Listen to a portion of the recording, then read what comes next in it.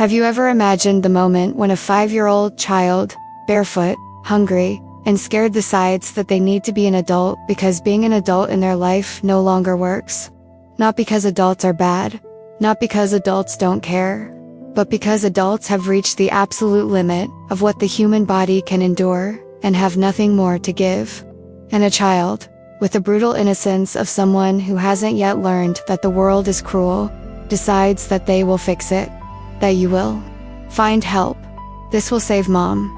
Sheriff James Holloway lived through this moment, and it changed his life forever. It was 7 o'clock on a cold Tuesday morning in March, the kind of morning where the air bites, exposed skin, and you can see your own breath forming tiny clouds. James was at the station early, as usual. 20 years as sheriff teach you to start your day before the rest of the city wakes up. He was in the middle of his first cup of coffee, looking at the previous night's reports, when he saw movement through the window. Small, hesitant, he looked and froze. It was a child, a boy. He couldn't have been more than 5 years old, standing there on the sidewalk in front of the station, alone, completely alone. And something was wrong, very wrong. James put his coffee aside. He stood up. He went out the front door. And as he got closer, details hit him like punches. The boy was thin, too thin. The kind of thin that comes from not eating enough for too long. His clothes were too big, worn, dirty in a way that suggested they had been worn for days without washing. Disheveled hair, dirty face, and his feet. God, his feet. Barefoot on the cold asphalt. Dirty soles, small scratches and cuts from walking without protection. James felt immediate anger, not against the child, but against the circumstances that put a child in such a situation. "Hey champ," James said, crouching down to the boy's level, keeping his voice gentle, not threatening. "Are you okay? Where are your parents?" Standard question. Normal procedure when you find a child alone. But the answer wasn't normal. The boy didn't answer immediately. He just looked up. And James saw in his eyes, huge brown eyes that seemed too old for a young face, something he recognized. From 20 years of answering calls, dealing with crises, seeing humanity in the worst. It was an expression that shouldn't exist in a 5-year-old. Fear. Yes. But not simple fear of "I'm lost." It was existential fear. Fear that something terrible was happening and he didn't know how to stop it. Mixed with despair. With the determination of someone who had made an impossible decision and was forcing himself to go through it, even with his small body trembling with cold and terror. And then the boy spoke. A small voice, but firm. Words that came out as if he had practiced, as if he had rehearsed on the way there. "I need food. For Mom." Pause. Trembling breath. She hasn't eaten for 3 days, and now she's not waking up properly, and I don't know what to do. And James felt the world stop. Literally stop. The sound of distant traffic disappeared. The cold air vanished. All that existed was a small boy with enormous eyes, saying words that no child should have to say. Because it wasn't the plea of a hungry child. James had seen that before. Children asking for food for themselves. Sad, but different. This was a child asking for food for his mother. A child who had seen his mother wither away. Who had realized that something was terribly wrong. Who had made the decision to leave alone, barefoot, through God knows how many blocks to find help. It was the plea of a child trying to save his mother. And it meant that the situation was critical. A real emergency. Have you ever experienced this? Have you ever seen innocence forced to carry burdens that adults can barely bear? James had seen a lot in his career. Violence, death, deliberate cruelty. But there was something about broken innocence, about a child being forced to be an adult, because there was no alternative that cut deeper than anything else. And this boy, standing there, shivering in the cold, barefoot and scared but determined, was carrying an impossible weight. James forced himself to focus. Training, taking over. Breathe, assess, act. "What's your name, champ?" Calm, voice, steady, giving the boy the security he needed. Tyler. Small name for a small person carrying a huge problem. Tyler, that was very brave. You did the right thing coming here. Now I'm going to help you, okay? I'm going to take care of your mother. But I need you to tell me where you live so we can go to her. Tyler gave the address, and James recognized it immediately. Sunset Acres Trailer Park. He knew the place. Every police officer in the city knew it. It was where people ended up when they had nowhere else to go. Last stop before complete homelessness. A place the city preferred to ignore. And this boy had walked from there to the police station. In the city center, James did a quick mental calculation. 3 kilometers, maybe more. A 5-year-old child had walked 3 kilometers barefoot in the cold because his mother was dying and he didn't know what else to do. Come with me, James said gently. He offered his hand. Tyler took it. Small, cold hand in his. I'll take you home, and I'll help your mother. I promise. And as he guided Tyler to the patrol car, without a proper car seat, but this was an emergency, while warming the car and turning on the heater to soothe the boy's frozen feet, James knew he was about to enter a situation that would challenge everything he thought he knew about his job. About the limits of responsibility. About where the line between professional duty and human compassion should be drawn.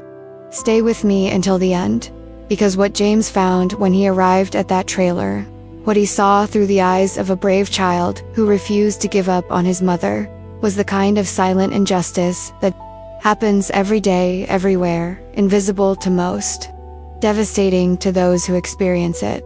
And that moment completely changed the trajectory of 3 lives. Because sometimes, the only thing between tragedy and salvation is a person willing to truly see, truly hear, and truly act when everyone else simply looks the other way. The drive to Sunset Acres took 12 minutes. 12 minutes that felt like an eternity as James drove and Tyler sat in the back seat, small and quiet, gazing out the window. With the distant expression of a child who had seen too much, James tried to talk. Tyler, how long has your mother been feeling unwell? She gets tired, Tyler said, small voice but trying to be precise. She works a lot. She leaves early and comes back late. And sometimes she says she ate at work. But I think she's lying because she never eats when she gets home. She just gives us food and then goes to sleep. A 5-year-old recognizing an adult's lie, recognizing sacrifice, trying to understand why mommy doesn't eat, and arriving at the terrible conclusion that maybe there wasn't enough food for everyone. And your sister Emma, you said. James had picked up on that detail along the way. She has 3. She cries a lot because she's hungry. Mom gives her food to Emma first, then to me. And she says she's already eaten, but Tyler stopped, as if realizing he was revealing family secrets, as if afraid of getting his mother into trouble. It's okay, James said gently. You're not doing anything wrong. You're helping your mother. Remember that. You're very brave. Tyler didn't answer. He just went back to looking out the window. And James felt anger rising. Not explosive anger, but cold anger at seeing the system failing so spectacularly that a 5-year-old had to be the hero. They arrived at the trailer park, and it was exactly as bad as James remembered. Old trailers, many in deplorable condition, garbage piled up in corners, broken cars serving as permanent decoration, children so many children playing in places that weren't safe because there were no safe places to play. James parked in front of trailer 3-4C, peeling paint, cracked window covered with clear plastic, rusty metal steps dangerously inclined. This is it, Tyler said, getting out of the car before James turned off the engine, climbing the steps with the familiarity of someone who had done it 1,000 times even though it was dangerous. James followed him. Tyler opened the door. It wasn't locked, James noted with another angry squeeze, and went inside. Mom, I brought help. The sheriff will help. His voice tried to sound confident, but there was fear underneath. James went in, and the first thing that hit him was smell. Not the bad smell of dirt or neglect. It was the absence of smell. the absence of food being cooked, the absence of life being lived properly, just emptiness and cold. The heating clearly wasn't working or wasn't turned on. The internal temperature was marginally better than the outside. The trailer was tiny. The living room barely fit an old sofa.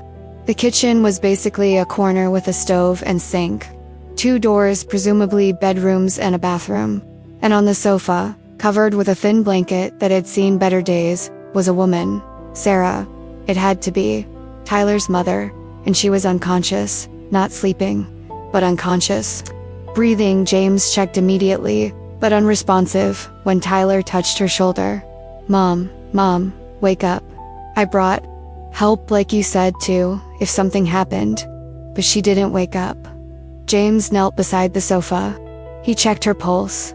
Weak, irregular, pale skin, dry, cracked lips from dehydration. He gently touched her forehead.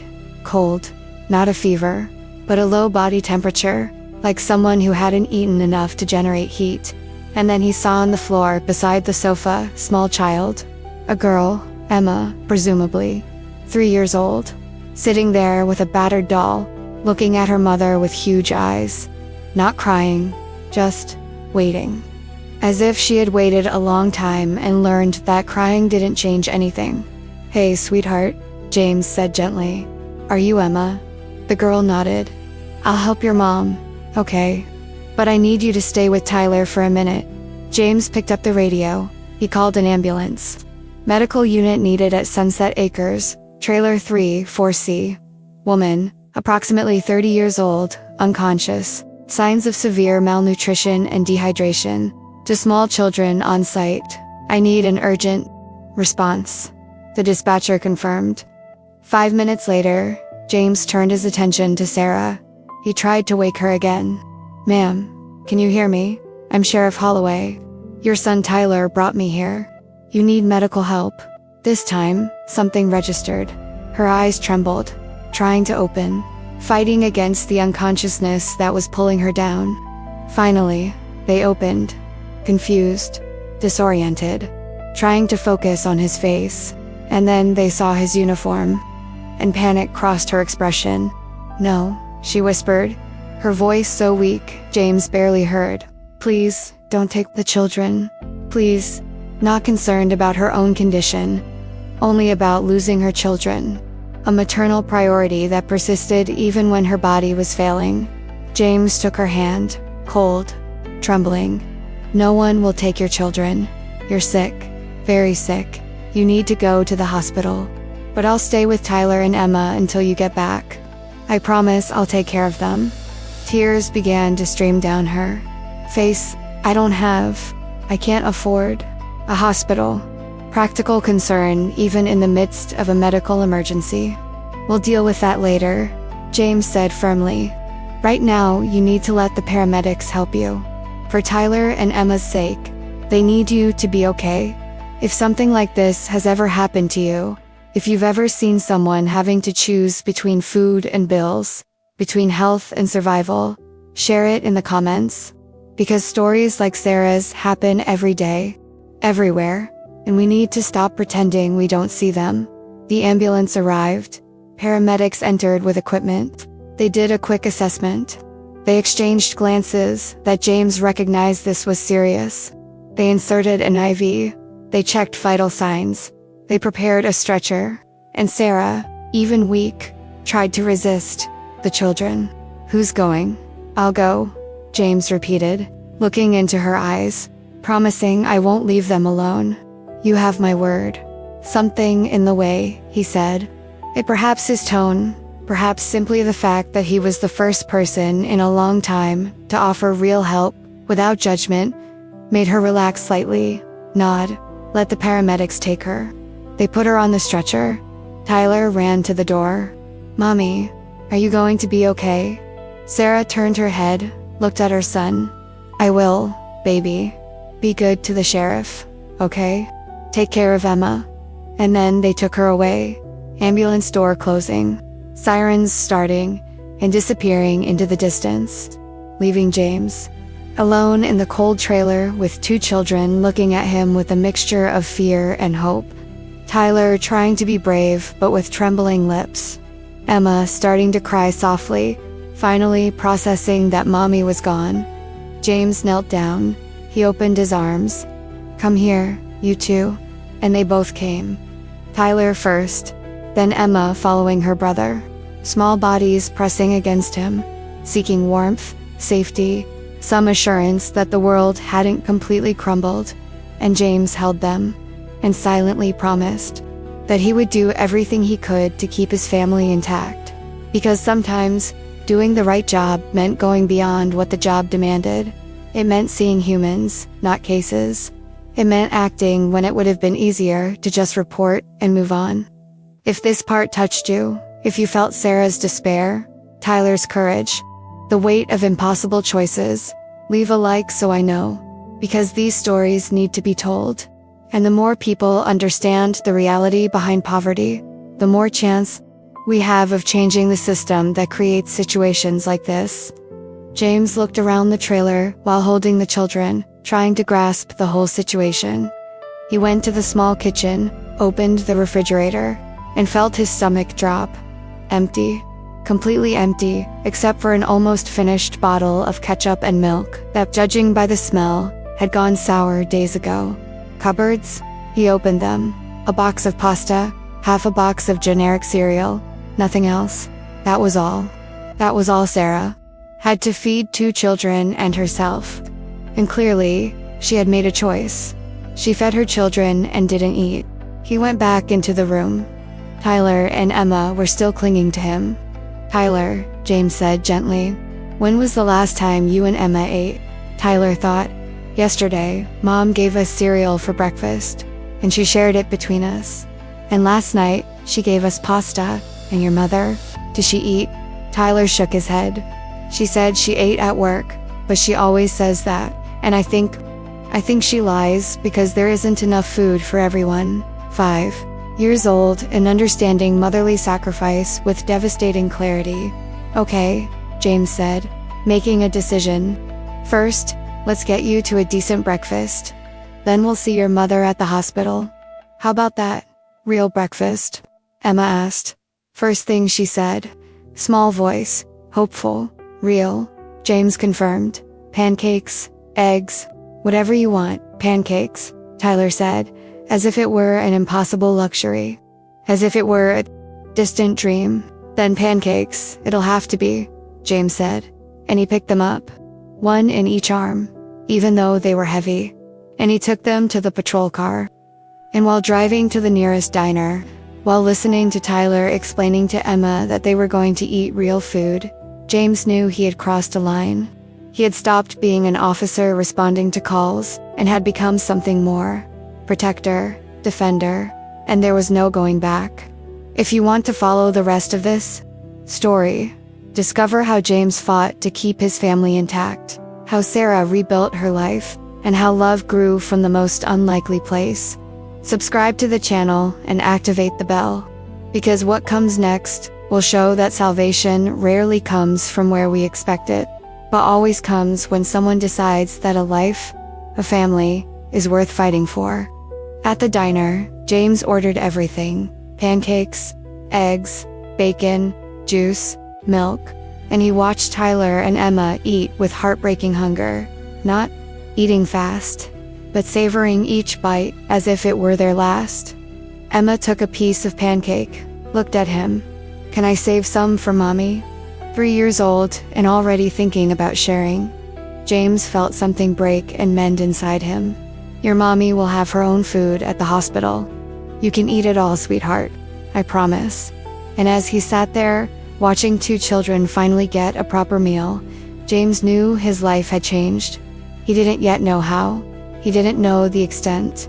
But he knew he couldn't simply hand Tyler and Emma back over to the system and move on. He couldn't leave Sarah to fend for herself when she got out of the hospital. He had to do more. And he would.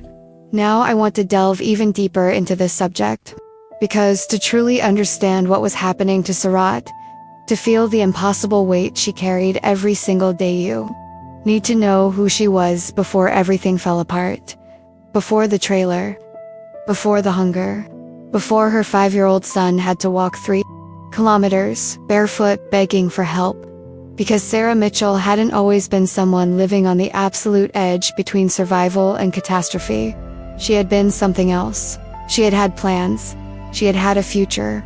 And a series of tragedies, some beyond her control, some the result of other people's choices, had led her to that cold trailer where she almost died alone.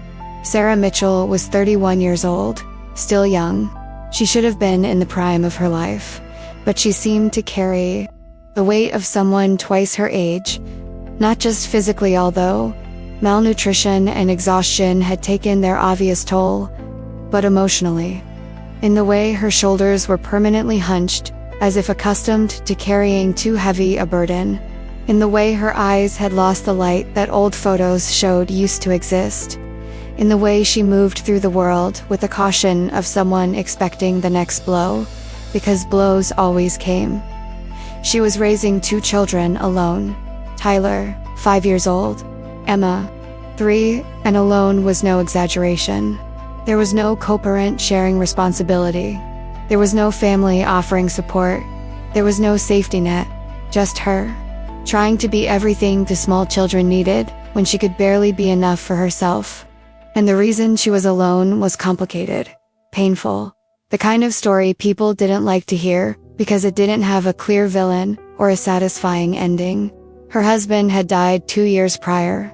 Marcus, he had been her husband for 7 years before that, father of Tyler and Emma, and his death wasn't heroic. It wasn't a tragic but innocent accident that garnered community sympathy. It was an opioid overdose. And when you say opioid overdose in a small town, people make assumptions. They assume street addict. They assume bad choices from the start. They assume moral weakness. But the real story was more complicated and more common than most wanted to admit. Marcus had injured his back at work. He was a carpenter. He'd fallen off scaffolding. 3 vertebrae were compressed. Legitimate, devastating pain. The doctor had prescribed Vicodin, then OxyContin when Vicodin wasn't enough, doses increasing, dependence developing before anyone realized it was happening. And when the doctor finally tried to cut the prescription, you need to try physical therapy instead of medication, Marcus was already physically dependent. Withdrawal was agony. So he found other sources. First, buying from acquaintances, then from dealers, escalating from pills to heroin because it was cheaper and more readily available. Sarah had tried to help. God, she had tried. Interventions, pleas, threats, taking him to rehab clinics twice. But addiction is stronger than love. It's stronger than willpower. It's a disease that hijacks the brain and makes the person you love disappear while their body is still present. And Marcus had gradually disappeared, replaced by a stranger who lied, stole, did anything to get his next fix. And then he died, alone, in a gas station bathroom. Heroin overdose, laced with fentanyl, found by an employee 3 hours later. And Sarah was left not only grieving, which was complicated and messy, because how do you process the loss of someone you technically lost years before, but with the devastating financial consequences of his addiction. $23,000 in medical bills, multiple attempts at rehabilitation that insurance partially covered but left huge balances, emergency room visits, hospitalizations, all added up. $12,000 in credit cards that Marcus had used to fuel his addiction when real money ran out, buying drugs, paying dealers, and because they were legally married, the debt was hers too, and the house. A small but beautiful house they had bought when Tyler was a baby, when Marcus was still working, when the future seemed promising. A mortgage of $1,300 a month. When Marcus died, Sarah was working only part-time as a cashier at a supermarket, earning $9 an hour, 20 hours a week, $720 a month before taxes. There was no way she could pay the mortgage on that.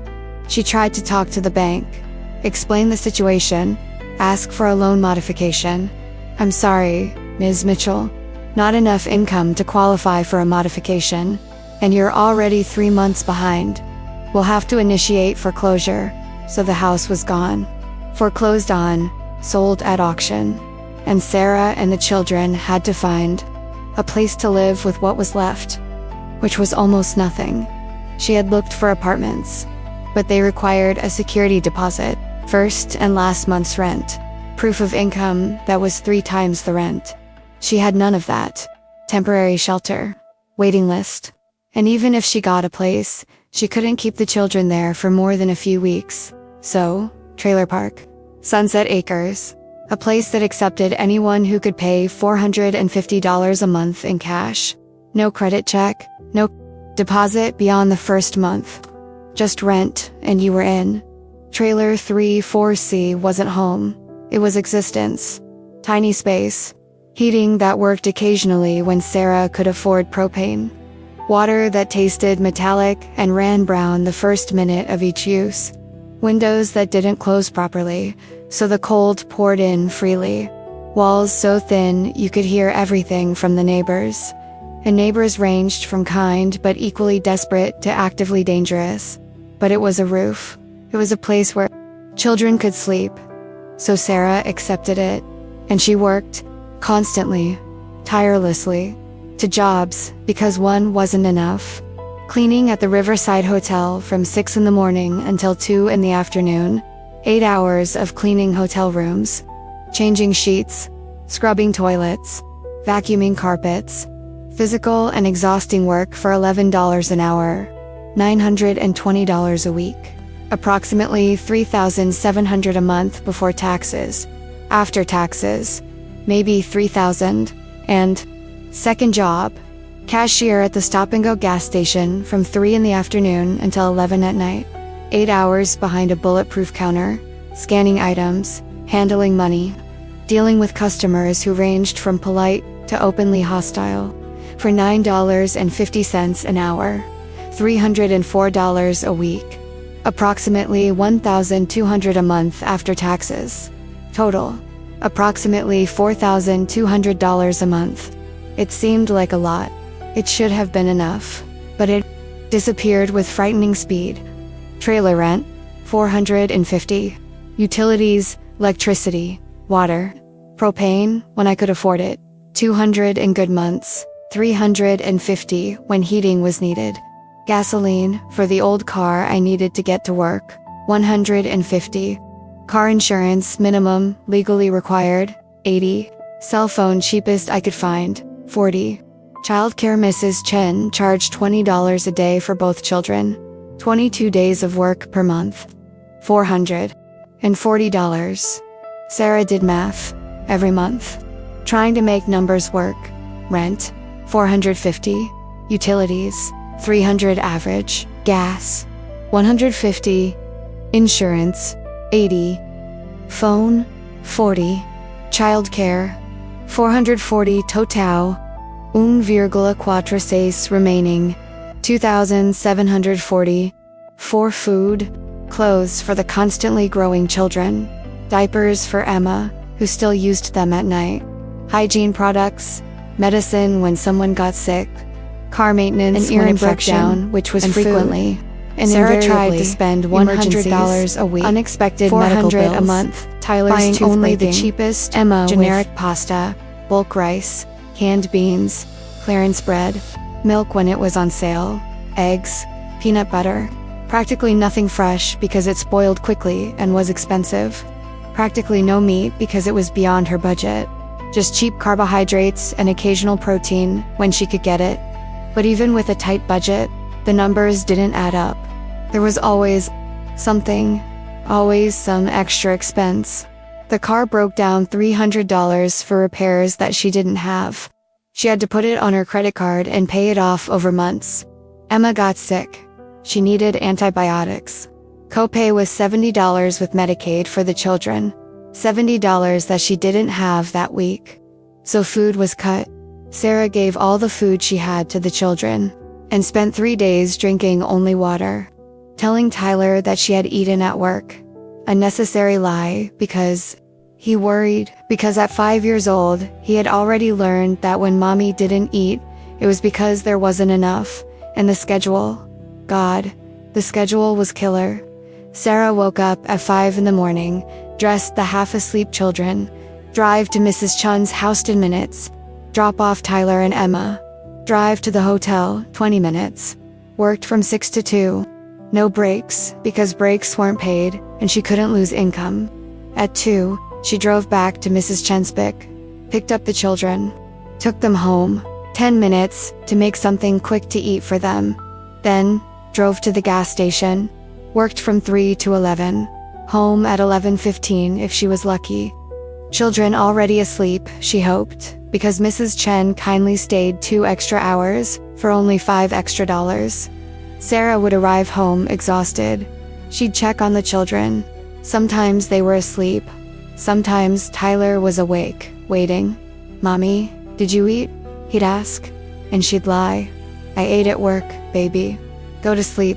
And then, if she had the energy, she'd do some minimal cleaning. She'd do laundry if she had coins for the shared laundry. Otherwise, she'd wash it in the sink. She'd fall into bed a mattress on the floor, because there was no bed frame at 1 in the morning. She'd sleep for hours, and start again, every day. No day off, because a day off meant losing income she couldn't afford to lose. And it was killing her. Literally. The human body wasn't designed to function on 4 hours of sleep, inadequate nutrition, and constant stress. Sarah was losing weight. Her hair was falling out. She had permanent dark circles under her eyes. Her immune system was failing. She was frequently ill but couldn't miss work because her job didn't offer paid sick days. So she went to work sick, and she got sicker. A vicious cycle. Comment below. This makes sense to me. Now I want to delve even deeper into this subject, because the devastating truth about Sarah's situation wasn't just that she was struggling, was that every system, every institution, every person who should have offered even the slightest support or compassion had failed her in such systematic and complete ways that her collapse was inevitable. It wasn't a question of if, but of when. And the impact of this collective failure wasn't just abstract statistics. It was a 31-year-old mother collapsing from hunger while her children watched. It was a 5-year-old child having to be a hero because the adults around her had decided that her family wasn't worth the effort to help. The trailer park where Sarah lived, Sunset Acres, an ironically optimistic name for a place that was anything but sunny or peaceful, was a forgotten place. Literally forgotten by the city, by municipal services, by anyone with the power to change the situation. It was on the far edge of town, hidden behind abandoned warehouses and empty fields, as if someone had deliberately chosen the most invisible location possible to place poor people, where no one would have to look at them. The tap water failed regularly, not occasionally, regularly. At least once a week, the water would simply stop running, sometimes for hours, sometimes for days. And when it returned, it ran brown for the first few minutes, full of sediment and God knows what else. Sarah had learned to keep gallons of bottled water stored for such occasions, for drinking, for cooking, for bathing the children when there was no alternative. An additional expense that a tight budget could barely absorb, but a necessity because you can't live without water.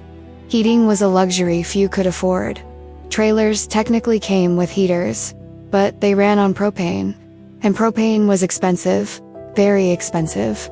A full tank cost $250 and would last maybe 6 weeks in the winter if you were extremely conservative. Sarah didn't have $250 for a full tank, so she bought propane in small increments when she could. $20, $30, enough for a few days. And on the days she couldn't afford it, they simply froze. They used all the blankets they had. They slept in layers of clothing, and Sarah held the children close to her at night, sharing body heat because it was the only way to keep them warm enough to sleep. And then there was Dale Kruger, owner of Sunset Acres, a 60-year-old man with a beer belly and a permanent expression of disdain for his tenants. Dale knew exactly what kind of people lived. They're desperate people, people without options, people who didn't have the resources to question or fight. And he systematically exploited that. He charged extra fees he invented, a $50 maintenance fee a month. For what? Nobody knew. Certainly, there was no maintenance happening. Things broke and stayed broken. A $25 garbage fee. Even though municipal garbage service covered the area and didn't cost owners extra. The fees were illegal. Completely. But who was going to question it? People there didn't have money for lawyers. They didn't know their legal rights. And even if they did, would they risk being evicted for causing trouble? When the alternative was literally the street. So everyone paid. Silently, resentful. But they paid. And when Sarah was late on rent, once for 4 days, because the hotel payment was late due to an administrative Airedale, showed up in person. He knocked on the trailer door at 7 in the morning. He woke the children. And when Sarah opened it, exhausted and confused, he didn't ask what had happened. He just made a threat. You have until the end of the month to pay this month, plus the next month in advance. $1,000 total, or you and your children leave. And don't give me any excuses. I have 10 people waiting for this trailer. $1,000. Sarah had maybe $200 in her account at that moment. There was no way. But she nodded. I'll manage. A desperate lie.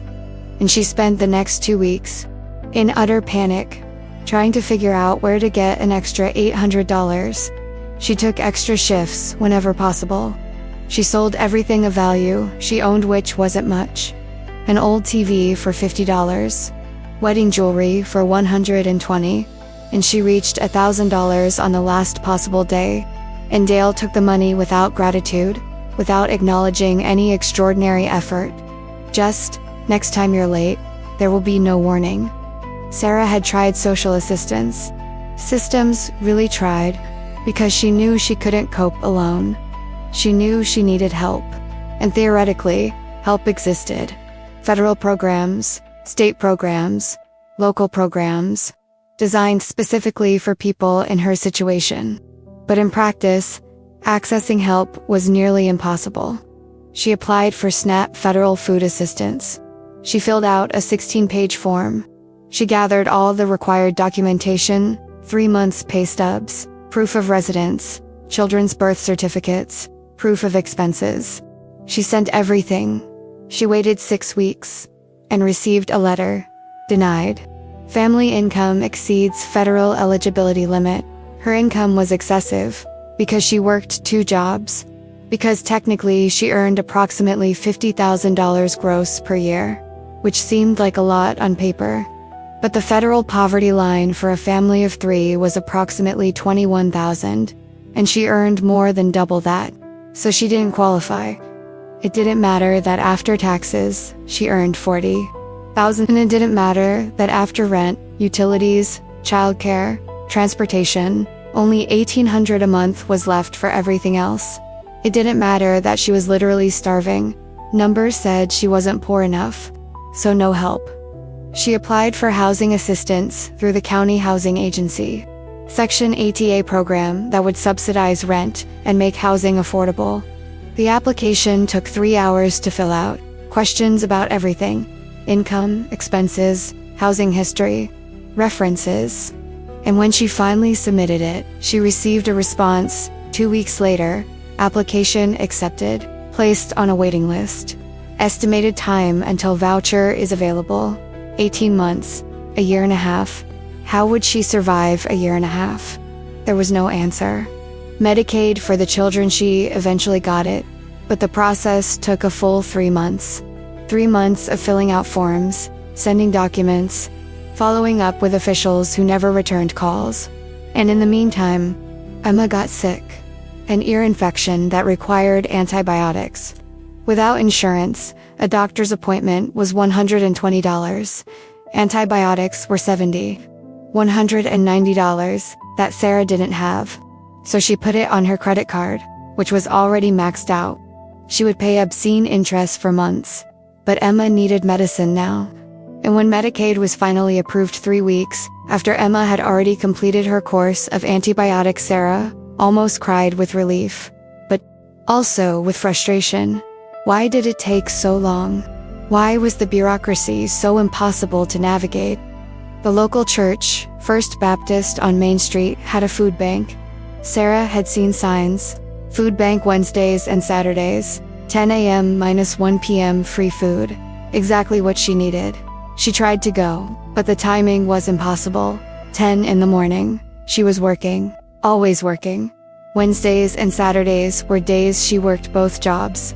So she asked the hotel manager, woman in her 40s, named Linda, who had been a manager for years, "Can I leave an hour early on Wednesday to go to the food bank? I'll make up the time on Saturday." Linda shook her head. "Sarah, if I make an exception for you, I have to make it for everyone. And then everyone wants special time. I can't do that. Everyone needs time off. You have to figure out another way." There was no other way. Sarah couldn't miss work entirely because losing a day meant losing 8 hours of paid $8 she desperately needed, and quitting a job to have the flexibility to go to the food bank. That would mean losing 40% of her income. It didn't work out mathematically, so it never did. And free food remained inaccessible because it was available precisely when she couldn't access it. Family. Sarah didn't have one. Her personal history was so empty that it made her current situation even more impossible. Her mother had died when Sarah was 20. Breast cancer, late diagnosis, rapid progression. Sarah had just turned 20, was starting community college, trying to build a life. And she had to drop everything to care for her mother for the last 6 months, holding her hand in the hospital, administering pain medication, and eventually making peace with the inevitable. Her mother died, leaving zero inheritance, only medical debts that Sarah couldn't pay. Her father was absent, completely. He had left when Sarah was a baby. No contact, no alimony. He simply disappeared and built a new life somewhere. Sarah didn't know where. She didn't know if he was alive or dead. She only knew that there were no resources there, no siblings. Sarah was an only child, no close uncles or aunts. Her grandparents had died before she was born. There was no family network, none. Friends, she'd had a few. Back before Marcus's addiction dominated their lives. Couples who used to socialize together. Co-workers who were friendly. But when Marcus got worse, when addiction became obvious and embarrassing and impossible to ignore, friends disappeared. Partly because they didn't know how to help. Partly because associating with an addict's family carried stigma. Partly because addiction is consuming it drains everything around it. And people didn't want to be drained. So they stopped calling. They stopped inviting. They gradually disappeared until Sarah looked around one day and realized she was completely alone in the city. The very city where Sarah was born, grew up, built her life. The city looked at sunset. Acres with a mixture of disdain and a desire to pretend it didn't exist. It was that place where those kinds of people lived. Blight, a stain on the carefully cultivated image of the city and the people who lived there. They weren't seen as humans, struggling against impossible circumstances. They were seen as failures, as people who had made bad choices and were paying just consequences. Nobody asked how someone ended up there. They only saw poverty and judged. Now I want to delve even deeper into this subject, because the moment James Holloway truly paid attention, not with the professional detachment of an officer on duty, but with the full human recognition that he was witnessing profound injustice, was transformative not only for Sarah and the children, but for him as well. It was a moment where the carefully constructed armor of 20 years of policing cracked, and the man behind the badge had to confront an uncomfortable truth, that he had seen situations like this before, and chosen not to see them completely. In this time, for reasons he himself didn't fully understand yet, the choice not to see was not available. Sheriff James Holloway was 43 years old, 20 years of experience in law enforcement. He started as a patrolman at 23, worked his way up to detective, then sergeant, and finally elected sheriff at 38. He had seen practically everything humanity had to offer: the good, the bad, and the utterly devastating. Domestic violence, child abuse, overdoses, suicides, accidents that left families shattered, crimes of desperation, crimes of cruelty. And through it all, he had developed a defense mechanism that every police officer eventually develops if they want to survive: psychologically, emotional distance, not insensitivity. James had never become truly insensitive. Each tragedy still registered. It still mattered on some deep level. But he had learned not to let it fully penetrate him. Not to carry every case home. To answer calls, resolve immediate situations within the limits of his authority and resources, fill out paperwork, and move on. Because if you became emotionally involved with each tragedy, if you carried the weight of each victim, each broken family, each injustice you witnessed, you didn't survive at work. You burned out. You crumbled. Many colleagues James had known over the years had done exactly that. So he had become systematic, efficient, professional, and that had served him well. For a long time, including numerous calls to Sunset Acres Trailer Park. James knew the place. Every police officer in the city knew it. It was a constant source of calls, domestic disputes, noise, occasionally something more serious. And every time he went there, he saw poverty. He saw people struggling. He saw children in conditions that made him uncomfortable. But what could he do? He wasn't a social worker. He was a police officer. He dealt with crime, with violations of the law, and poverty. However uncomfortable it was to witness, wasn't a crime. But there was something about Tyler, about a 5-year-old boy, barefoot in the March cold, looking up with eyes that had seen too much, saying in a firm voice, even with his body trembling, "I need food. For mommy." Something about pure courage and pure despair, combined in that small body that broke through all the professional armor James had built. Because it wasn't an adult asking for help for himself. It was a child asking for help for his mother. It was a complete inversion of how the world should work. And it meant that the situation had reached a critical point where the child had decided that he had to be an adult because he could no longer be an adult in his own life. James knelt down. He positioned himself at Tyler's level. He made eye contact, and he truly saw just a child in distress, but a specific person with a name, a story, and tangible fear. "What's your name, champ?" A gentle voice, not intimidating. "Tyler." A name spoken with the seriousness of someone much older. "Tyler, it was very brave of you to come here.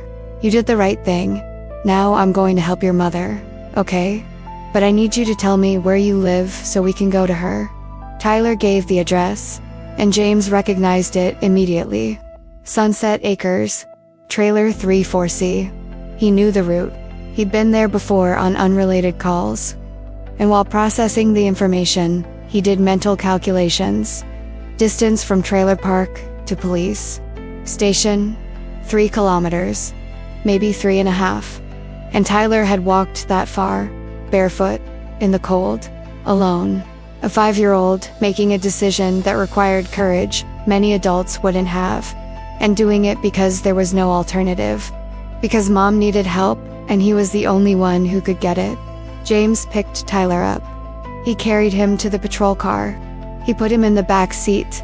Technically, he should have had a proper car seat, but this was an emergency, and protocols could be relaxed. In emergencies, he turned the heater on full blast. He saw Tyler shrink near the heater vent, his frozen feet finally starting to warm up, and he drove. Not in a hurry, but with a growing sense of urgency, because instinct, sharpened by years of experience, told him the situation was critical. The journey took 12 minutes, and the closer he got, the tighter James's chest became, because he knew what he was going to find. He knew Sunset Acres. He knew the conditions there, and if the situation was bad enough that a 5-year-old had walked 3 kilometers barefoot, it was worse than bad. It was an emergency. When he turned at the entrance to the trailer park, a familiar but always disturbing sight greeted him. Trailers in various states of disrepair. Some maintained as well as possible given the limitations. Others clearly abandoned or inhabited by people without the resources for basic maintenance. Trash everywhere. Old cars piled up. Children always so many. Children playing in areas that weren't safe because there weren't any safe areas. Trailer 34C was in the back. Far from the entrance. Far from the main street. Hidden away. James parked. He looked, and he immediately saw that it was worse than he had imagined. The trailer was old. The original paint some color that might have been yellow decades ago was peeling, revealing rusty metal underneath. The large window in the front was cracked, an ugly line running across the glass, covered with clear plastic stapled on the outside in a pathetic attempt to block the cold. The metal steps leading to the door were rusty and dangerously inclined, as if screws were loose or missing. "It's here," Tyler said, small voice, getting out of the car. James followed him. He watched Tyler climb the steps carefully, clearly accustomed to their danger. The door was unlocked. Of course it was, James noted with another pang of anger and sadness. Because when you have nothing of value, what is there to lock? Up, Tyler opened it. "Mom, I brought help, like you said. The sheriff will help." A voice trying to sound confident, but trembling underneath. And James went in, and was immediately struck not by a bad smell, but by the absence of smell. There was no odor of food being cooked. There was no aroma of coffee or toast, or anything that indicated life being lived with even minimal adequacy. There was only emptiness. Cold air that smelled of mold and despair. The trailer's interior was tiny. The living room barely fit a battered two-seater sofa and an old TV in a cardboard box serving as a stand. The kitchen was a corner with a two-burner stove, a sink with a dripping faucet, and white-painted cabinets yellowed with age. To closed doors, presumably bedrooms. The floor was cheap linoleum, torn at the corners, revealing rotten wood underneath. Thin walls vibrated slightly when the wind blew, letting cold air in through countless cracks and gaps. And on the sofa, covered with a thin blanket that had seen better days patched in multiple places, faded from washing, was Sarah. A young woman, 30-something, James estimated. Thin. Painfully thin. The kind of thinness that came from malnutrition, not deliberate dieting. Dark hair spread across a dirty pillow. Pale face, almost gray. Cracked lips. And unconscious. Not sleeping. Unconscious. The difference was obvious to someone with James's training. Breathing he checked immediately, but not responding to external stimuli. And beside the sofa, sitting on the cold floor, was a small child. A girl, 3 years old, James estimated. Emma, it had to be. Wearing worn-out pajamas that were too big, probably Tyler's past. Her hair in messy braids, holding a battered doll with a missing arm. And she sat there, silently, holding her mother's hand with her own small hand. Not crying, not screaming, just waiting. With huge, frightened eyes that looked at James when he entered. Waiting for how long? Hours. Days. How long had that 3-year-old sat beside her unconscious mother, not knowing what to do, until her older brother decided to seek help. James knelt beside the sofa. He checked Sarah's pulse. Weak, irregular. Skin was cold, lips dry from dehydration. He gently touched her shoulder. "Ma'am, can you hear me?" No response. He touched more firmly. "Ma'am, I'm Sheriff Holloway. I need you to wake up if you can." This time, a slight movement. Eyelids fluttering. Trying to open, but unable to fully. James picked up the radio. Called an ambulance. Medical unit needed at Sunset Acres Trailer Park. Trailer 34C. Woman, approximately 30 years old, unconscious. Obvious signs of severe malnutrition and dehydration. To small children present, urgent, confirmation came. 5 minutes, but James needed to know more. He needed to understand. He looked around with the trained eyes of an investigator, searching for evidence, but not evidence of a crime. Evidence of life, of how the family was surviving. He went to the small kitchen. He opened the refrigerator, and his stomach dropped. Empty. Completely, devastatingly empty. Not a little food. Empty. There was a bottle of ketchup, half full. A gallon of milk that, when James picked it up, was clearly sour beyond the expiration date. A sour smell oozed even when closed. And nothing else. Empty shelves. Empty drawers. Nothing. Nearby cabinets. He opened them. A box of pasta. Half a box of generic cereal. A can of beans. That was all. That was literally all. The food supply the family of 3 had. And James, who had seen a lot of bad things in 20 years, felt something break inside him. Because this was a neglect. Neglect was a choice. It was prioritizing other things over children. But this was sacrifice to the literal point of collapse. Sarah had given all the food she had to the children. She had gone days by Tyler, 3 days without eating, while working 2 jobs, while trying to keep her family intact, until her body simply couldn't take it anymore and shut down. Comment below. This makes sense to me. Now I want to delve even deeper into this subject, because the event that truly connected James and Sarah, that transformed him from an emergency response officer into a committed advocate, that created an emotional bond neither of them expected but both desperately needed, happened in those critical minutes before the ambulance arrived. Those were moments where masks fell, where truths were spoken, where decisions were made, that would reverberate through everything that followed. And those were moments of such pure vulnerability on both sides that the connection formed was inevitable. James had called an ambulance, professionalism taking over. Protocol dictated the next steps. Stabilize the patient, wait for medical help, protect children. He checked Sarah's vitals while he waited. Weak pulse, beating irregularly against his fingers when he pressed on an artery in her neck. Shallow breathing, chest rising and falling with an effort that seemed to require more energy than she had. Skin too cold, clammy, classic signs of shock. Severe dehydration, severe hunger. Body literally shutting down because it had no fuel to continue. He took her hand. A gesture that wasn't strictly medically necessary, but human.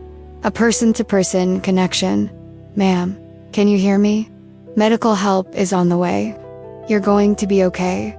Words he had said hundreds of times throughout his career. Words of comfort that were often just words because you didn't know if the person would be okay. But you said them anyway because that's what you did. You offered hope even when you weren't sure. This time, something registered. Sarah's eyes trembled. Eyelids too heavy, yet struggling to open. And after an attempt that seemed to require monumental strength, they opened partially. Confused, disoriented, trying to focus. Slowly processing where she was, who was beside her. Her gaze met James's face. It descended to his uniform, the gleaming badge on his chest, and panic crossed her expression. Not panic about where am I or what happened, but very specific panic. Panic that James recognized from years working with families in crisis. Panic of a mother who knew exactly what a law enforcement officer's uniform in her home could mean. The children, she whispered. Her voice so weak, James barely heard. Hoarse from dehydration, broken with fear. Please don't take the children, please. No, help me. No, what happened to me? First thought, first concern, was her children. I can take care of them, she continued, trying to sit up, unable to because her body wouldn't obey commands. I just needed to sleep a little. I was so tired. But I can take care of them. I promise. Please don't take them. Pure despair in her voice. Tears beginning to well up in the corners of her eyes. I'll get more work. I'll do better. Just don't take them. Please. James squeezed her hand. Gently but firmly. Anchoring her. Hey, breathe. No one's taking your children. Looking directly into her eyes. letting her see sincerity. "You're very sick. You need to go to the hospital. But I'll stay with Tyler and Emma until you get back. I'll take care of them, I promise." A promise that went beyond professional duty. That was personal. And he saw it in her face, his slow processing of words, trying to decide if she could trust him. Because how many times had authorities promised help and delivered punishment instead? "Hospital," Sarah whispered, another worry forming through the fog of failing consciousness. "I don't have money for the hospital. I can't pay. I can't." Her voice breaking. Because even in the midst of the medical emergency, even unconscious minutes before, the practical concern of cost was so ingrained that it arose automatically. How much would it cost? Hundreds? Thousands? How would she pay when she could barely afford food? "We'll deal with that later," James said, firmly, not allowing her to worry about it now. "Right now, you need to let the paramedics take care of you. For Tyler and Emma's sake, they need you to be okay. And you can't be okay if you don't get treatment." Appealing to the only thing that mattered more to her than fear of debt, her children. "They need their mommy. So you let the paramedics help, and I'll take care of them in the meantime, okay?" Tears began to flow more freely now. Not just from the corners of her eyes, but running down her face. You promise. You promise you won't leave them with strangers, that you'll stay with them." Impossible trust. Entrusting children the most precious things. The only things that mattered to a man she had known for literally 5 minutes. But there was no choice. And something in James's eyes, in the way he held her hand, in his tone of voice, said that promise was real. "I promise," James said. "My word. I won't leave until you get back." And he saw something relax within her. Acceptance. Permission to let herself be cared for, because someone trustworthy was going to take care of what mattered most. The sound of a siren in the distance, getting louder, closer, an ambulance arriving. James looked at Tyler and Emma, both watching with wide eyes, clearly frightened but trying to be brave. "Tyler, Emma, paramedics are taking your mother to the hospital so she can get better. But you stay with me. We'll get breakfast. And then we'll visit your mother." "Okay." Paramedics entered with a stretcher and equipment. Quick and efficient movement from professionals who had done this 1,000 times. Rapid assessment. Extremely low blood pressure. Signs of severe dehydration. Possible hypoglycemia. Will need immediate IV. Preparing Sarah for transport. And she, even weak, tried to resist when they started moving her. The children. "Who's going?" Looking back at James in panic. "I'll go," James repeated, moving to where she could see him, maintaining eye contact. "You have my word. I'll take care of them." And then, on an unplanned impulse, he added, "Tyler was very brave coming to get me. He saved you. And now you let the paramedics finish the job. Stay safe for your children, because they need you." Not just words of comfort, but truth. And Sarah, seeing absolute sincerity there, finally relaxed. She nodded weakly, tears still falling but acceptance present now. "Be good to the sheriff," she said, looking at Tyler, her voice barely audible. "Take care of Emma." Motherly instructions even as she was being carried away on a stretcher. Paramedics lifted her. They began to roll toward the door. Tyler ran after her. "Mommy, are you going to be okay? Promise you'll come back?" His voice breaking. The courage of a 5-year-old finally cracking under the weight of it all. Sarah turned her head on the stretcher. She looked at her son. She forced a smile that hurt James to watch, because it was obvious how much effort it required. "I'll go, baby. I promise. The sheriff will take care of you. And Mommy will be right back. I love you. I love you and Emma so much." And then the ambulance door closed. Sirens began, and the vehicle sped away, disappearing around the bend, leaving James alone with 2 children in a cold trailer that smelled of despair. Silence for a moment. Tyler stood where he had stood when the ambulance left, just staring at the closed door, trying to be strong but with trembling lips. Emma on the floor, finally beginning to cry a low, lost sound, like a child too young to fully understand what was happening, but old enough to sense that something was wrong. And James, a 43-year-old man who had sworn to maintain professional distance, felt his barriers crumble completely. He knelt down. He opened his arms. "Come here, you two. I know it's scary, but your mom will be okay. And I'll take care of you exactly like I promised her." Tyler hesitated for just a second before coming, his small body pressed against James, hugging tightly like someone who desperately needed something solid to hold on to. Emma followed her brother, as she always did, clinging to his other side, and James held them both, feeling how much they were trembling, how small and vulnerable they were, and making a silent promise that went beyond what he had told Sarah. He wasn't just going to take care of them for a few hours. He was going to make sure their family stayed intact, that the system didn't destroy them, that Sarah's sacrifice wasn't in vain. "Are you hungry?" James asked after a moment, feeling Tyler nod against his chest. "Yeah, we haven't eaten since yesterday morning. Mom gave us our last cereal but said she ate it at work." Pause, but I think she lied. She always does that. A 5-year-old recognizing his mother's survival lies. "And I gave my share to Emma because she's younger and needs it more." 5 years old and already making sacrifices. Already putting others before himself because he had learned from his mother's example that this is what you do when you love someone. James felt anger not against Tyler, never against the brave child who had saved his mother and cared for his sister, but against a world that made a 5-year-old think like that, having to choose who ate, having to be an adult when he should just be a child. "Today," James said firmly but gently, "you two eat as much as you want. You don't have to share. You don't have to worry. Just eat until you're full. Promise." "Really?" Emma asked. The first thing she'd ever said directly to James. A small voice, full of the cautious hope of a child who'd learned that promises were often broken. "Really?" James confirmed, and he picked them both up. He carried them out of the cold, empty trailer. He carefully placed them in the back of the patrol car, and as he drove toward the nearest diner, while listening to Tyler explain to Emma that they were going to have real breakfast, James knew he'd crossed a line. He'd stopped being an officer, responding to calls. He'd become a protector, a defender, and there was no going back.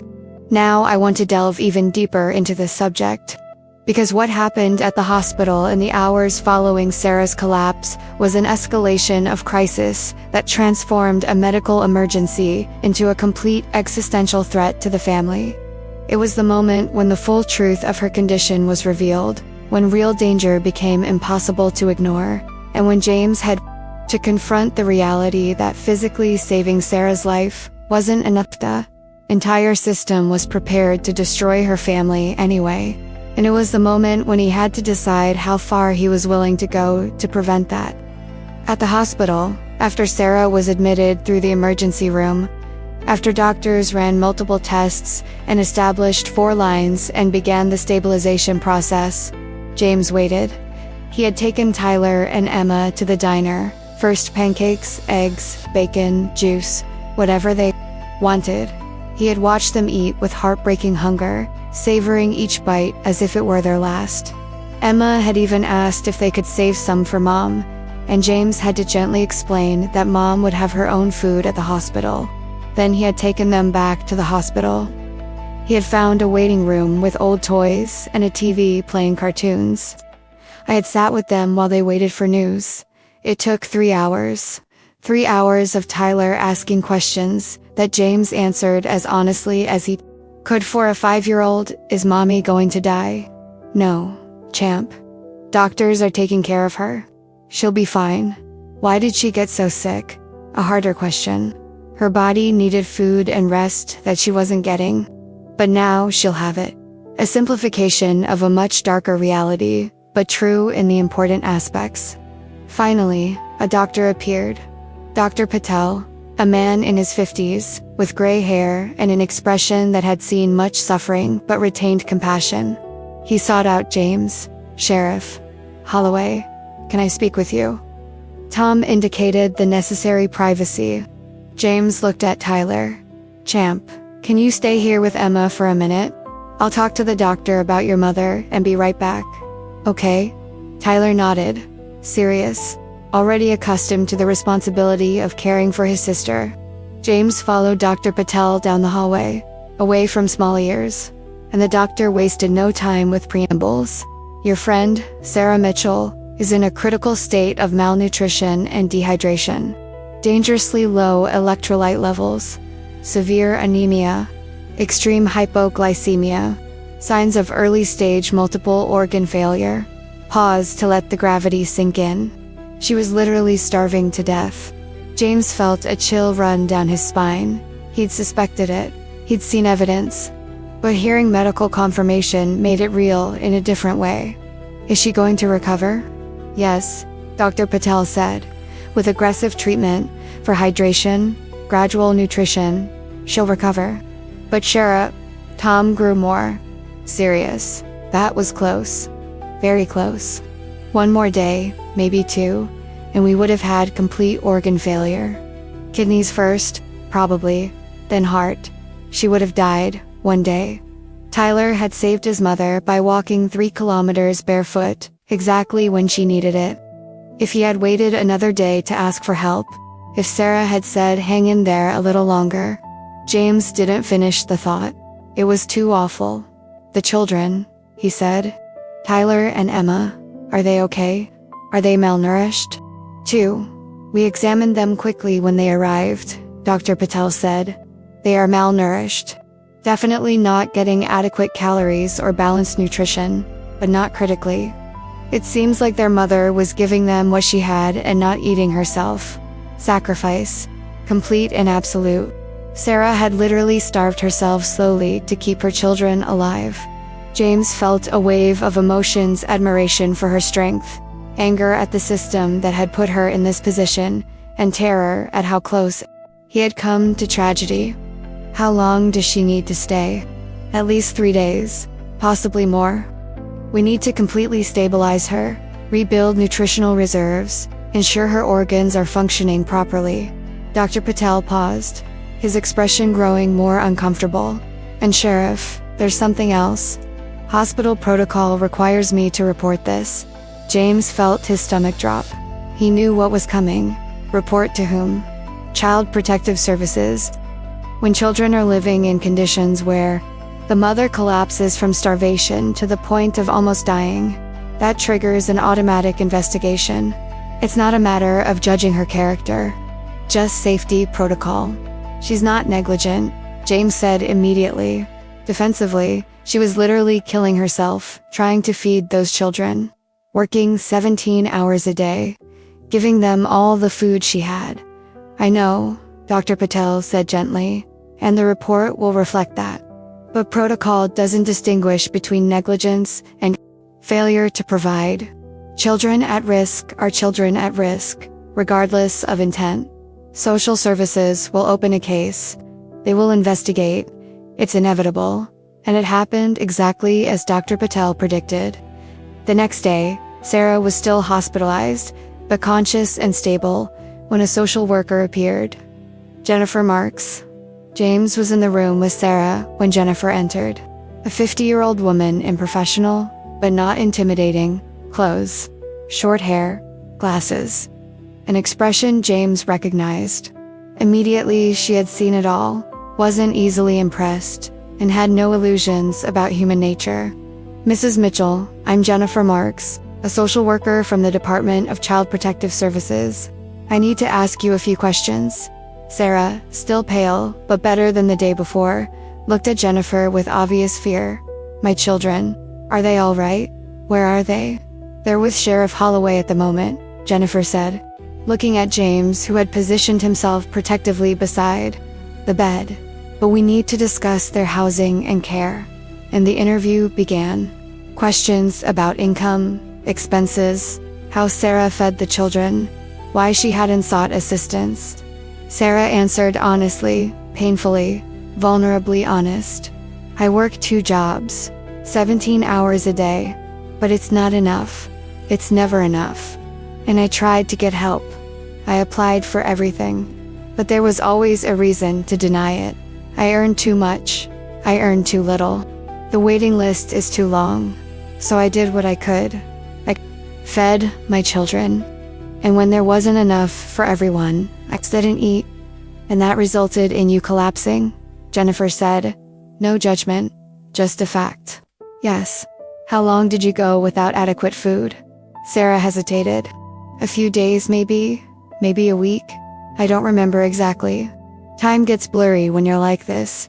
And where did the children stay while you worked? With a neighbor, Mrs. Chen. She's kind. She takes care of them for a price I can afford. Jennifer took notes. Then, she said something that made Sarah and James freeze. I'll need to make a home visit. See the conditions where the children are living. And she did. With James accompanying her because he wasn't going to let Sarah face this alone, even if she couldn't be physically present. They returned to Trailer 3 for C, and Jennifer saw everything. Empty refrigerator, empty cupboards, inadequate heating, cracked windows, tiny space, and she took more notes. Back at the hospital, Jennifer interviewed Tyler and Emma separately. Gentle but probing questions designed to determine if they were being cared for properly. Tyler, do you like living with your mommy? Yes. Do you have enough food? Pause. Long one. Sometimes there isn't much. But mommy always shares with us. And does mommy take good care of you? She's the best mommy in the world. She works a lot. She gets tired. But she always hugs us and says she loves us. Honest, childlike answers, which could be interpreted in multiple ways. 2 days later, Jennifer returned with a conclusion. Sarah was sitting on the hospital bed, James beside her. Jennifer delivered the verdict with an expression that was professional but not without compassion. Ms. Mitchell, based on investigation, I have determined that the current environment is inadequate for children. You are working so much that you lack the physical capacity to provide for basic needs. This is evidenced by your own hospitalization, empty refrigerator, substandard housing, and while there is no evidence of intentional neglect or abuse, there is clear evidence that you are currently unable to provide a safe and stable environment. What does this mean? Sarah whispered, already knowing but needing to hear. It means I recommend the temporary removal of Tyler and Emma Mitchell until you can demonstrate the ability to provide a suitable environment. They will be placed in temporary family care while you know. Sarah screamed, trying to get out of bed. For still. Connected? No, please. They're all I have. I'll get more work. I'll change. All you. Already work 17 hours a day, Jennifer interrupted. Not cruelly, as an unavoidable fact. There's no more work possible. You need real help. Structural support, not more sacrifice that's clearly killing you. I don't have help, Sarah cried, breaking down. I don't have family.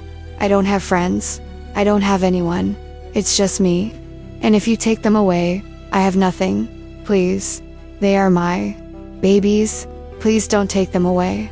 James, who had remained quiet until that moment, who had watched a woman break under the weight of a system that punished poverty instead of helping, saw everything he had witnessed in the last 2 days crystallize into a moment of absolute clarity. The system was going to destroy families. It was going to take children away from mothers who loved them desperately. It was going to place Tyler and Emma in the care of strangers, where statistically they had a high chance of additional trauma. This was going to break Sarah completely. And, for what? To satisfy a protocol that helped no one. And he made a decision. A decision that would complicate his life. That would risk his professional reputation. That would require significant financial and emotional resources. But that was absolutely, undeniably necessary. He stepped forward. He looked at Jennifer. And he said in a firm voice, making it clear that it wasn't a suggestion but a declaration. She has someone. She has me. Comment below. This makes sense to me. Now I want to delve even deeper into this subject. Because the moral dilemma James faced at that moment standing in the hospital room, with Jennifer Marks looking at him skeptically. Sarah, looking at him with desperate hope, and the weight of a life-changing decision pressing down on him, wasn't a simple choice between right and wrong. It was a complex decision fraught with professional, personal, and emotional risks that could explode in dozens of different ways. And before taking a step of no return, James had to honestly confront all the reasons why he shouldn't do it, and all the reasons why he had to do it anyway. James knew he was crossing lines, big lines, lines that existed for valid reasons. He was sheriff, an elected law enforcement officer. His responsibility was to enforce the law, maintain order, protect the community through the authority his badge gave him. He wasn't a social worker. He wasn't a philanthropist. He wasn't a savior for every person in need who crossed his path. And getting personally involved in a case like this, offering significant financial support, essentially sponsoring a family he'd met literally 3 days before it was complicated, in ways that went far beyond kind, but unusual. It might seem inappropriate. A single man of 43 offering extensive help to a vulnerable woman of 31. Even with the best intentions, appearances mattered. People would talk. They would make assumptions about his motivations, about the nature of the relationship, about whether there was exploitation happening disguised as charity. And in a small town where reputation was everything, where sheriff needed community trust to function effectively, rumors alone could be devastating. It could cost him professional credibility. If he made an exception here, if he personally intervened in ways that went beyond official duty, how would he explain the next time he didn't intervene? Every family in crisis would ask, "Why did you help her but not me?" And there would be no good answer. Because the truth was that James was responding to something specific in that situation. Tyler's courage, Sarah's vulnerability, the sheer injustice of a family being punished for poverty. But how do you articulate that without sounding like you're showing arbitrary favoritism? And the risk. God, the risk. What if he got involved? What if he offered financial support, became emotionally something went wrong? What if a child got hurt in his care? What if Sarah proved to be something different from what he thought? What if there was hidden abuse? What if there were undisclosed addictions? What if his judgment of her character was fundamentally wrong? It would be his fault. It would be his judgment that failed. And not only his reputation would be at stake, his career could end. He could be accused of conflict of interest, of abuse of authority, of a dozen things that would turn an act of compassion into a scandal. And Sarah wasn't just a case he could superficially help with and move on from. If he did that, if he really did, it would have to be a real commitment. Not just paying a few bills, but substantial and ongoing involvement. Housing, food, possibly childcare, medical checkups, emotional support, months of involvement, at a minimum, possibly more.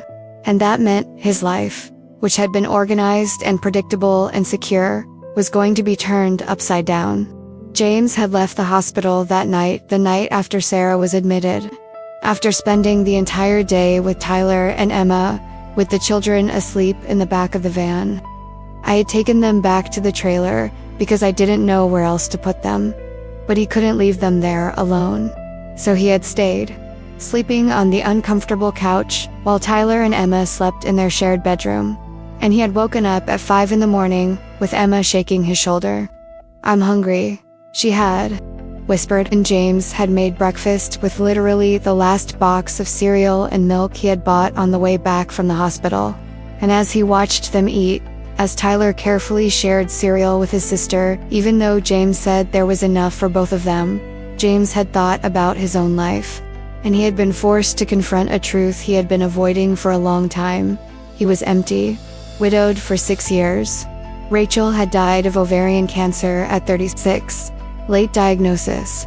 Aggressive progression. 18 months from diagnosis to the end.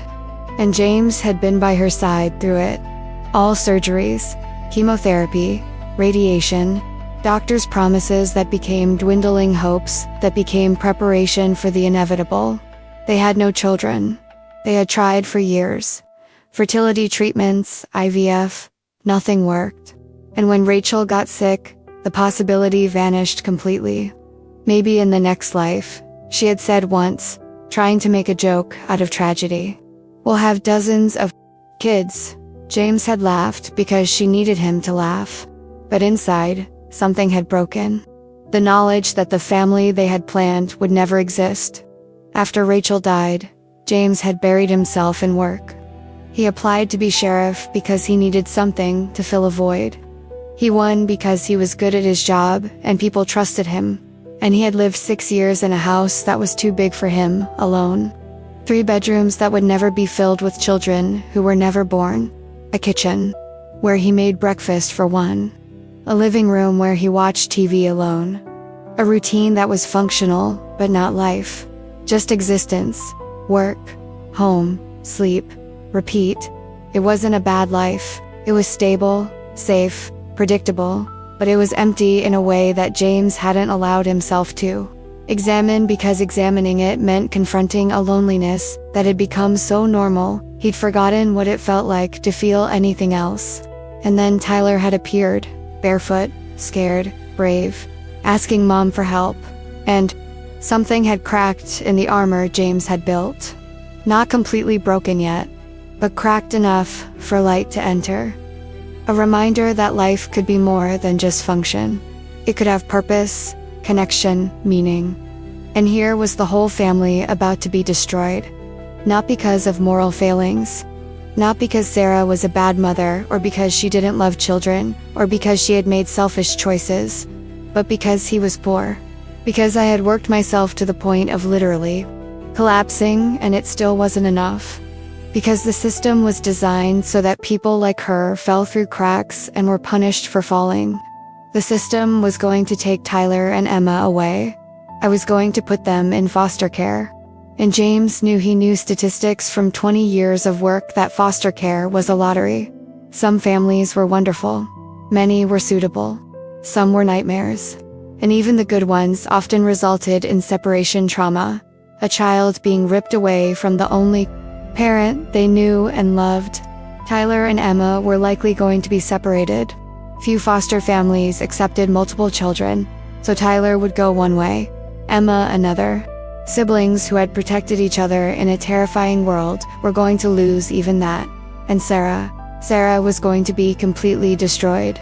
James had seen it in her face. Children were literally the only reason she kept going. The only thing that kept her fighting through the impossible. Take that away, and what was left? A broken woman who would probably never recover. And for what? To satisfy protocol. For a cash register check that allowed the social worker to say she had done her job. No child was being saved here. Only a child being traumatized by bureaucracy. James could intervene. He could offer the resources he had. A house with empty rooms. A stable income. The ability to pay for food. Adequate housing, appropriate childcare. He could be the bridge between Sarah and the stability she desperately needed, but couldn't achieve alone. He could make a real and tangible difference, but it came with risk. If he did it and something went wrong, he would be crucified.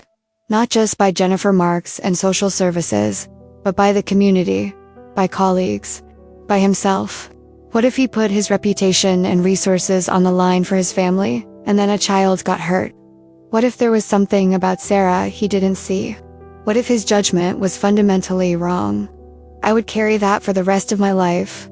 But the alternative, doing nothing, letting the system destroy a family, when he had the power to stop, it would also be something I would carry. Guilt of a different kind, but equally heavy. James had sat in the patrol car after taking Tyler and Emma back to the trailer party. After watching them sleep, after making sure they were safe, and he had thought about Rachel, what she would say if she were there. Rachel, who had always been braver than him, more willing to take risks, more willing to jump, without a safety net, when it was right to do so.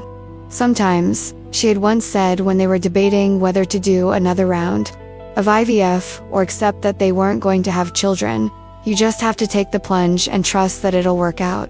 Because if you always wait for guarantees, you never live. They had undergone treatment. It hadn't worked, but at least they had tried. And James had learned a lesson. The regret of trying and failing was less than the regret of never trying. Decision made, not because it was easy, not because it was safe, but because it was right. And sometimes right was more important than safe. Now I want to delve even deeper into this subject, because the transformation that occurred in the months following that decision in the hospital wasn't instantaneous or dramatic like in a Hollywood movie. It was gradual.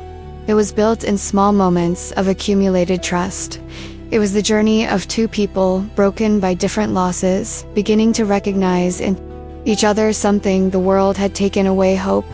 That real connection was still possible.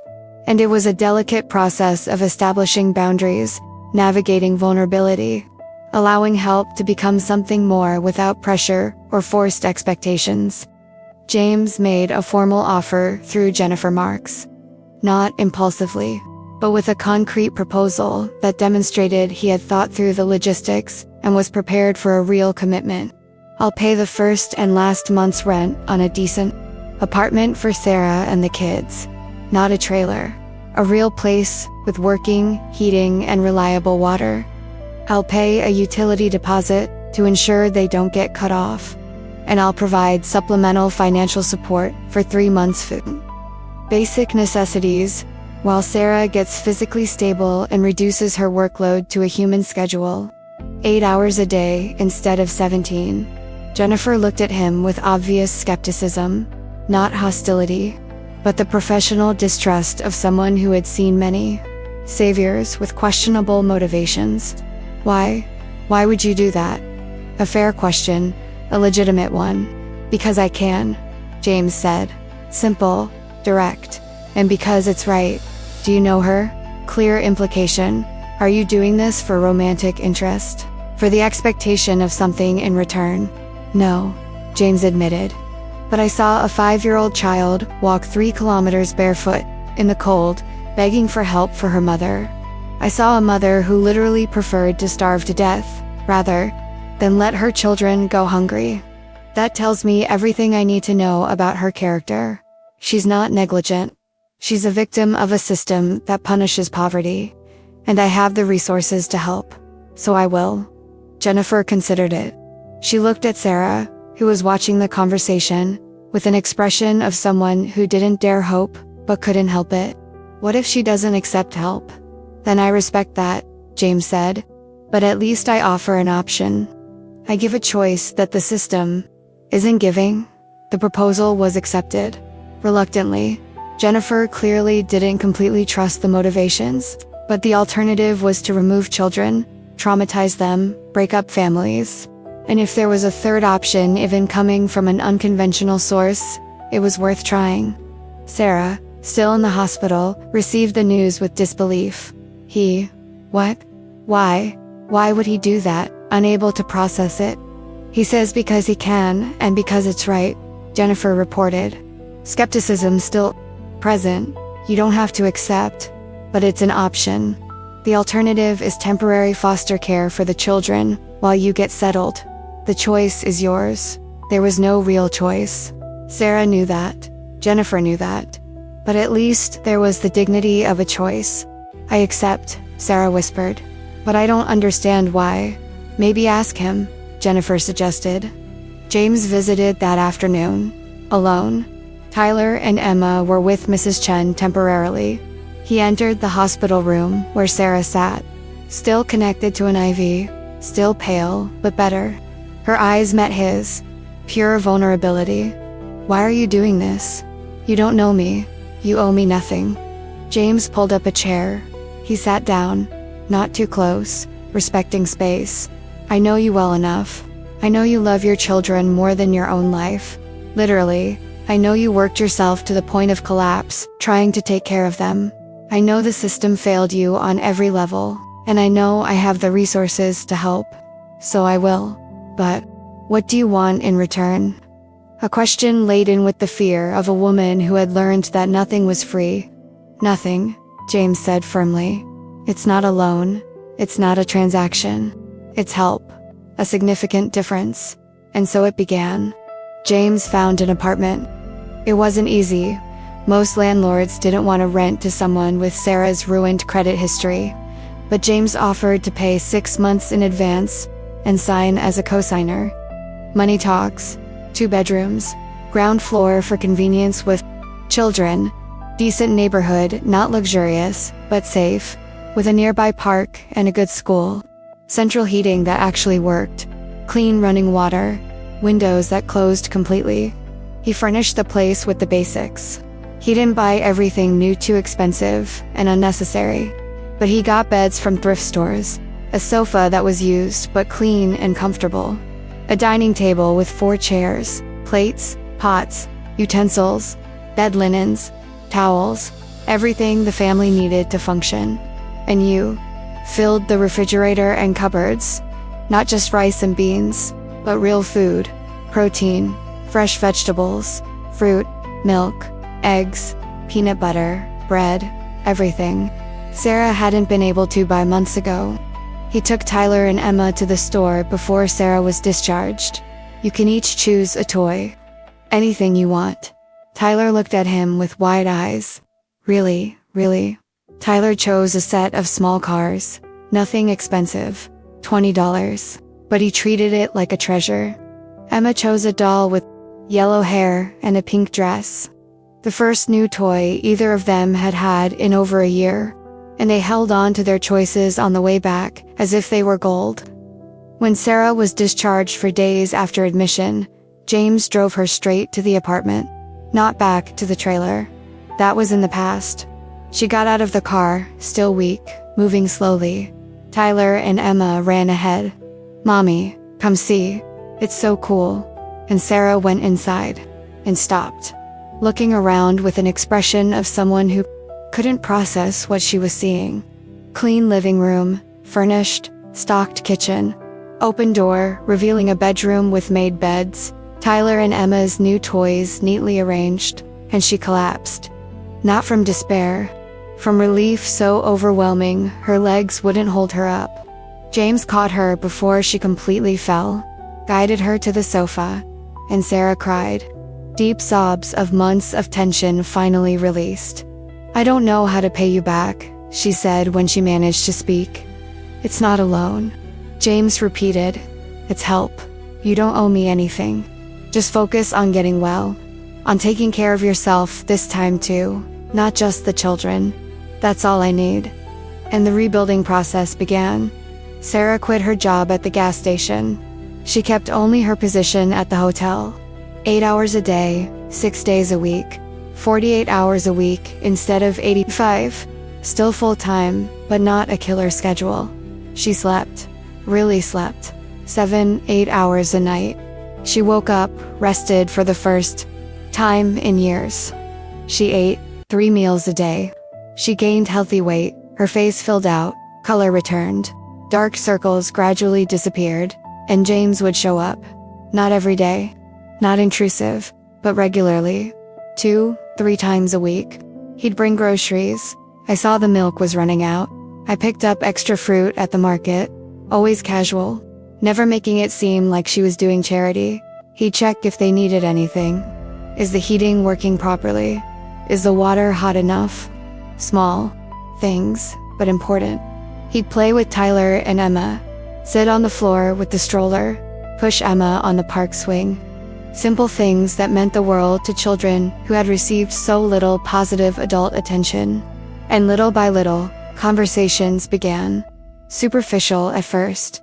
How was work? Good, less tiring now, but gradually deeper. One night, Tyler and Emma asleep, Sarah and James sitting on the sofa with cups of tea. Sarah told about Marcus, about knowing him, about their love. Before the addiction, he was a good man. Funny, kind, a good father. And then he hurt his back, and doctors gave him pills, and he changed, gradually. First, he just took more than prescribed. Then he was buying from other places. Then, voice breaking. I tried. God, I tried. Interventions, rehab, please. But addiction is stronger. It's a disease. And I watched the person I loved destroy himself, and I couldn't stop. Do you carry guilt? James asked gently. Every day. I ask myself what I could have done differently, if I had pushed harder, or less. If I had, it wasn't your responsibility to cure him, James interrupted. Addiction doesn't work that way. You did what you could, and when he died, you carried on. You took care of his children. You worked until you almost died to keep them safe. That's not failure. It's love.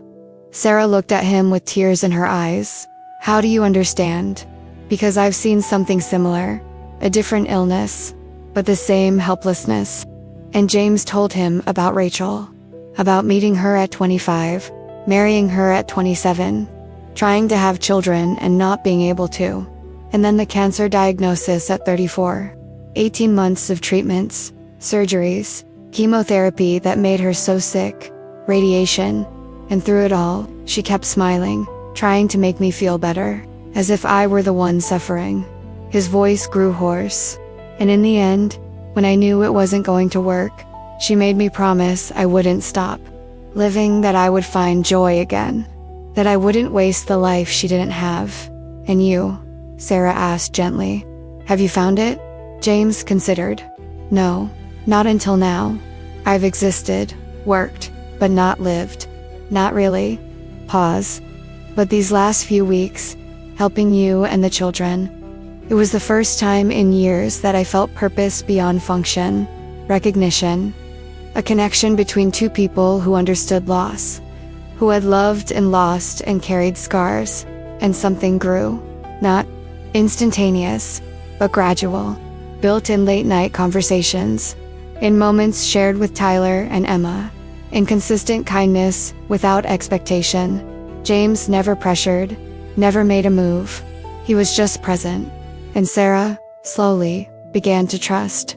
Not only that he wouldn't hurt her, but that maybe it was possible to feel something beyond survival again. Comment below. This makes sense to me.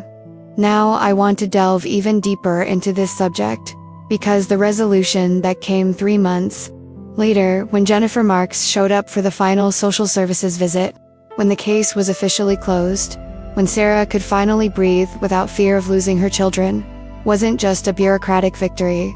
It was validation of something James had seen from the beginning, that Sarah had never been the problem. The system was, and it was also the moment when the relationship between James and Sarah, which had grown so gradually and carefully behind the scenes of everything else, was finally allowed to become something acknowledged, something real, something neither of them had planned, but that both desperately needed. The social services case was closed in a formal meeting on a Thursday afternoon, exactly 3 months since Sarah had been hospitalized. Jennifer Marks arrived at the apartment with a clipboard and the professional expression Sarah had learned to read over monthly visits. But this time, there was something different, something softer on the edges. Jennifer entered, made a final inspection, not critical, just observation. The apartment was clean but lived in. Tyler and Emma's toys neatly arranged in a corner. Photos on the wall, some old ones from when Marcus was alive, some new ones from the last few months. The kitchen showed signs of regular use. The refrigerator was full, up-to-date bills stacked on the small table. Jennifer sat down with Sarah.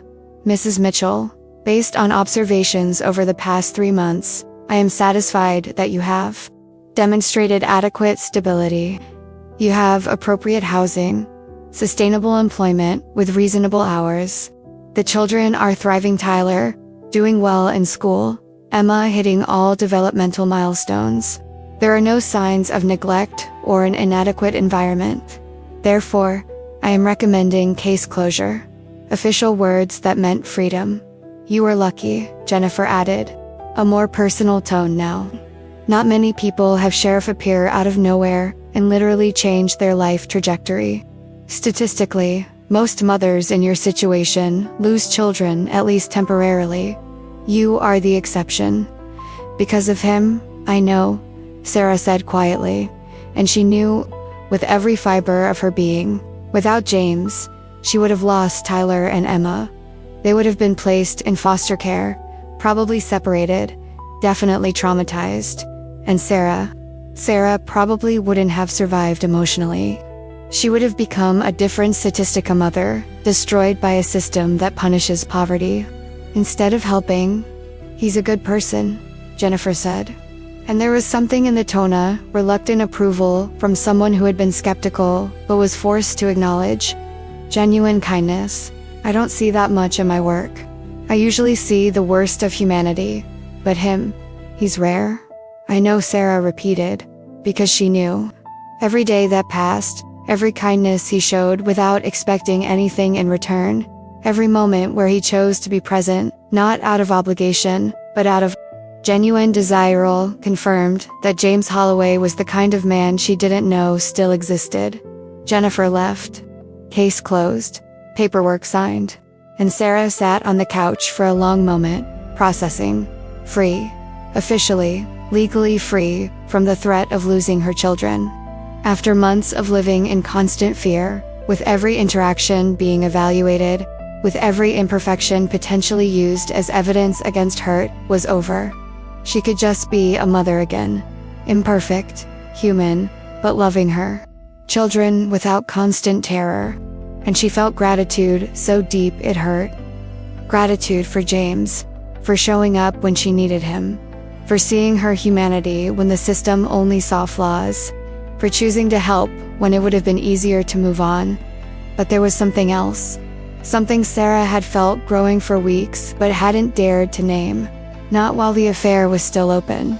Not while there was such an obvious power imbalance between them. But now that she was officially free, that it was no longer a fling but just a person. She could finally admit a hidden truth she had been avoiding. She was in love with James Holloway. Not gratitude, disguised as love. Not emotional dependence because he had saved her. But real love. Love that came from knowing someone over months. From seeing how he treated her children. From deep, late-night conversations. From the way he laughed when Tyler told a bad joke. From the way he held Emma when she had nightmares. From the way he looked at Sarah as if she were a valuable person, not charity. But to admit it, terrifying, because James was sheriff, respected in the community, stable. He owned his own home, had an established career, an impeccable reputation, and she was, what? A single mother with 2 children, a widow of an addict, working a minimum wage job, living in an apartment he paid for. How did these worlds fit together? How did she not seem to be just his project? A needy person he had rescued who now clung to him. Because it was convenient. Fear paralyzed her. So she said nothing. She just continued as she was. Dinners twice a week. Conversations. Shared moments. But never crossing the line into anything more. James felt the same way, but he was also held back by his own fears. He realized this with abrupt and undeniable clarity one Tuesday night, while having dinner with Sarah and the children. It had become routine. Tuesdays and Fridays, James would show up at 6. Sometimes he brought food. Sometimes Sarah cooked. They ate together. Tyler talked about school. Emma showed drawings she had made. Sarah laughed at something silly. And on that particular Tuesday, James looked around the table. He saw Tyler excitedly explaining about a science project. He saw Emma with spaghetti sauce on her face, laughing. He saw Sarah smiling, real smile, not forced, the kind that transforms the whole face. And he thought with crystal clarity, I want this. Not occasionally. Every day. Forever. It wasn't a new thought, it had been growing. But it was the first time he'd fully named it. He was in love. With Sarah. With her strength, which became more apparent the more she recovered. With the way she loved her children with fierce intensity. With the vulnerability she showed in late-night conversations. With her laughter. With the way she bit her lip when concentrating. With a million little things that had accumulated over 3 months. But what if she didn't feel the same way?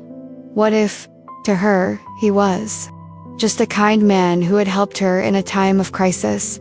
What if her feelings were gratitude, not love? Worse, what if he expressed interest, and she felt obligated to reciprocate because he had paid her rent? Because he had saved her family? because there was an undeniable power imbalance. So he didn't say anything either. He kept showing up. He kept being present. But he didn't cross the line. And weeks passed, with both feeling the same, but neither speaking. Until one particular night, Friday. 4 months after it all began, James had arrived at 6 as usual. Sarah had made lasagna, her mother's recipe, that she hadn't made in years. Because it required ingredients she couldn't afford. But now, she could. And she wanted to make something special. They ate. Tyler and Emma chatted through the meal. And then, routine established, bath for the children, pajamas, bedtime story. James had become part of it. He read to Tyler while Sarah put Emma to bed. And then, when both children were asleep, they sat in the living room, to each quiet conversation so as not to wake the children. But that night, something was different. A tension in the air that neither had put up, but both felt. Sarah looked at her cup. James looked at his hands. And silence stretched uncomfortably. Finally, James took a deep breath. "Sarah, I need to tell you something." She looked up, her heart racing because his tone was serious. "I didn't do this helping you, paying for the apartment, being there because I felt sorry for you. I did it because it was right, because I saw injustice and had the resources to correct it. But now," pause, choosing words carefully, "now I'm doing more. I'm coming here, spending time with you, not because I think you need me, but because I need you." He reminded me what it means to have purpose beyond work. You reminded me what it means to have family, even if it's not biologically mine. And another pause, more difficult. "I fell in love with you, with your strength, which is greater than anyone I know, with the way you love Tyler and Emma, with who you are when you let your guard down, with everything." Sarah stood completely still, processing, trying to believe she'd heard right. You're in love with me?" Incredulous. "Yes. Why?" The question broke, leaving her breath. "Because you're amazing. Because you survived things that would destroy most people. Because you keep fighting. Because you love with all your heart. Because you make me want to be better." James paused. "But I don't want you to feel pressured. I don't want you to think you have to reciprocate because I helped you. If you don't feel the same way, that's okay. I'll still help. I'll still be your friend. I just needed you to know." Sarah took a deep breath. Tears were beginning to well up. "Me too. I'm in love with you. But I'm afraid of what? That you'll realize I'm not enough. That I'm not educated or sophisticated. That I have baggage to children, a widow, a history of poverty. That you'll wake up one day and realize you can have someone better. Someone who doesn't need rescuing. You are exactly enough," James said firmly, moving to sit closer, taking her hands. "And I didn't rescue you. You rescued yourself. You worked yourself to the point of collapse trying to keep your family intact. I just gave you resources that should have already been available. And what about the baggage? Everyone has it. I have it, widower, workaholic, emotionally closed, off until you. Tyler and Emma aren't baggage. They're blessings, and I love them as much as you do." And he kissed her, gentle, tentative, giving her a chance to pull back if she wanted. But she didn't pull back. She leaned forward, meeting him. And when their lips touched, it was like a promise of something new, of a fresh start, of two broken people finding healing in each other. Now I want to delve even deeper into this subject, because the 6 months following that first kiss were a period of such profound transformation that Sarah sometimes woke up thinking she was dreaming. Life had stabilized in ways she never imagined possible, not just surviving, but truly living, building a future, allowing herself hope. And then, on an ordinary Saturday afternoon that should have been like any other, the past came knocking at the door, literally, and threatened to destroy everything she had so carefully rebuilt. 6 months after that night, James and Sarah were officially together. Not hiding it, not ashamed, just living like the couple they were. James had moved into the apartment gradually first, leaving extra clothes. then bringing a few personal things, until finally admitting he was there 5 nights a week, and it made more sense to make it official. His apartment, the large 3-bedroom house where he had lived alone for 6 years, was empty. He thought about selling it, but he hadn't yet. Something about letting go of that last piece of life with Rachel was difficult. Even knowing rationally that Rachel would have completely approved, Tyler had taken the change surprisingly well. At 6 years old now, he was smart enough to understand that James wasn't replacing his father. "Dad will always be my dad," he'd said once with the seriousness of a much older child. "But Sheriff James looks after us, and makes Mom happy. So that's okay." He called James Sheriff James most of the time, but he'd started testing Dad occasionally, tentatively. "Dad, can you help me with my homework?" Waiting to see his reaction. And when James responded naturally, without making a big deal out of it but also without minimizing it, "Sure, champ. Let's see," Tyler relaxed a little more at the idea. Emma, now 4 years old, simply adored James. There were no complications remembering his biological father. To her, James was simply Daddy James, and had always been there. She followed him around the house, asked him to read her stories, insisted he braid her hair even if it came out crooked. And James, who had never had children, who had thought that chapter of his life was closed forever, discovered that fatherhood at 43 was different from what it would have been at 30, but no less significant. Perhaps even more so, because he knew exactly how precious those moments were. Sarah had thrived. Not just physically, though that too. She had gained 20 pounds of healthy weight. Her hair was thick and shiny again. Her eyes had a light that had been absent for years, but emotionally, psychologically, she laughed freely. She made plans for the future. She had even started an online business administration course, something she had always wanted to do but never had the resources or time. James paid for it, not as charity, but as an investment in their partnership, in their future together. And Sarah accepted it without guilt now. She had learned to receive help with grace. They were family. Not traditional, not like in TV movies, but real, built on a foundation of shared trauma and mutual healing. And it was strong precisely because of that. Because it wasn't based on a fantasy of happily ever after, but on a daily choice to show themselves, to be vulnerable, to love through imperfections. James and Sarah had even discussed marriage, not urgently, but as a possibility. Eventually, Sarah had said, "When you're sure you won't wake up and realize you made a huge mistake." "I'll never think that," James had replied, "but we have time. There's no rush." And there wasn't. They were committed, legally or not. But the idea was there, in the future. And then came Saturday, an ordinary day. James was at work even as sheriff. He still covered occasional shifts, especially weekends when the department was understaffed. Sarah was home with Tyler and Emma. It had been a lazy morning. Pancakes for breakfast. Cartoons.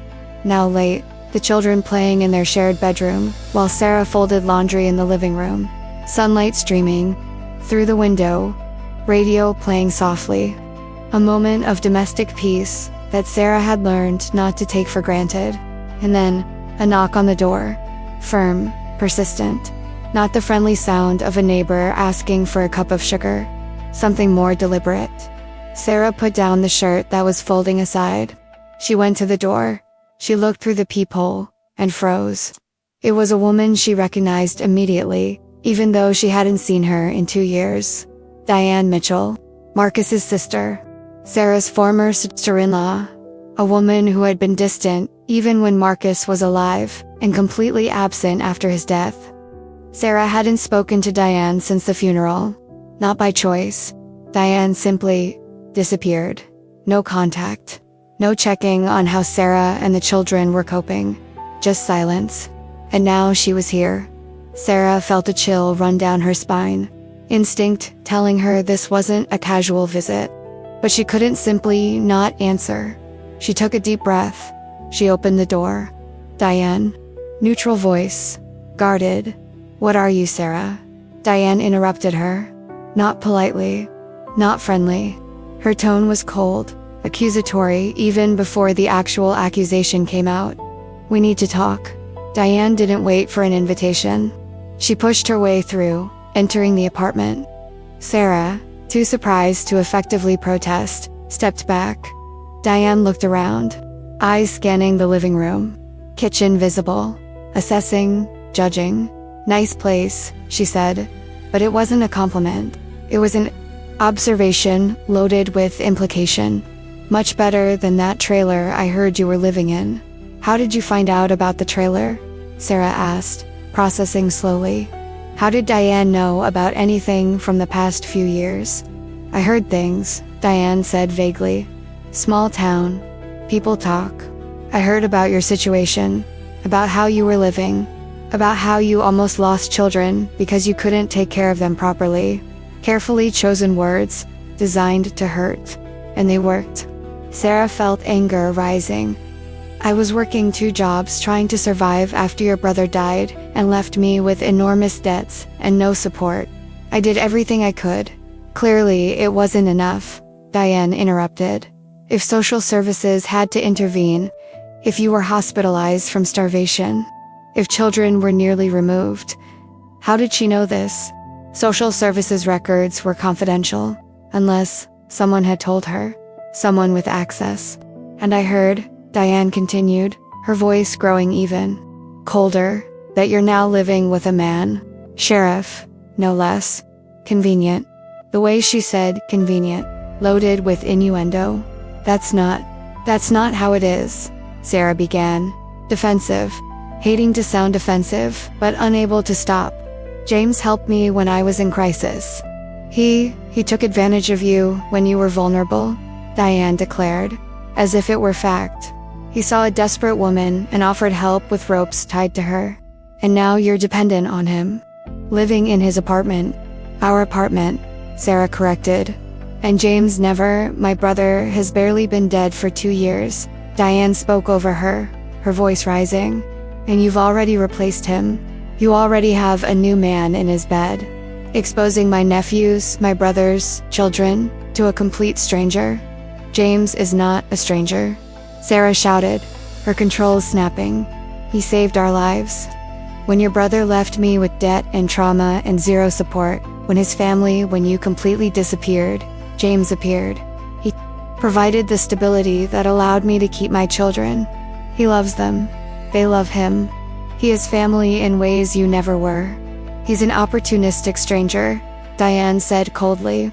"And you're an inadequate mother who put children at risk out of selfishness and is now exposing them to inappropriate relationships.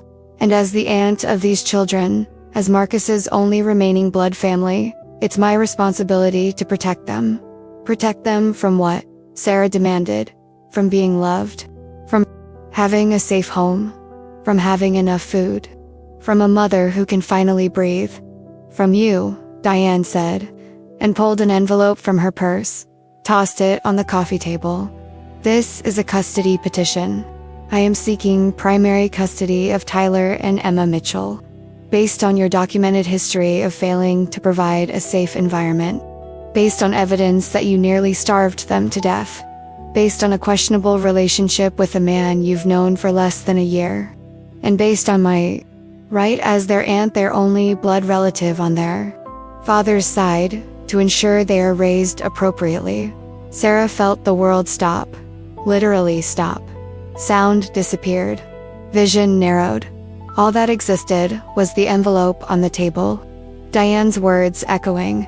Custody, petition, taking the children away. Again, always, again. You can't," Sarah whispered. But it sounded empty even to her own ears. Because of course, Diane could. The system allowed it. "I can and I will," Diane said. The tone of someone who had already won. "My brother deserved better. His children deserve better. They deserve to be raised by blood family in a stable environment, not by a mother who has demonstrably failed and her police officer boyfriend who clearly has questionable motives." She turned to leave, stopped at the door, looked back. "You'll hear from my lawyer. Be prepared." And she left. leaving Sarah standing there, holding on to the door frame to keep from falling, feeling everything she had built, all the stability, all the hope threatening to crumble again. The battle Sarah thought she had won was only beginning. And this time, the enemy wasn't anonymous poverty or impersonal bureaucracy. It was someone with a name, with resources, and with intimate knowledge of exactly where to strike to inflict maximum damage.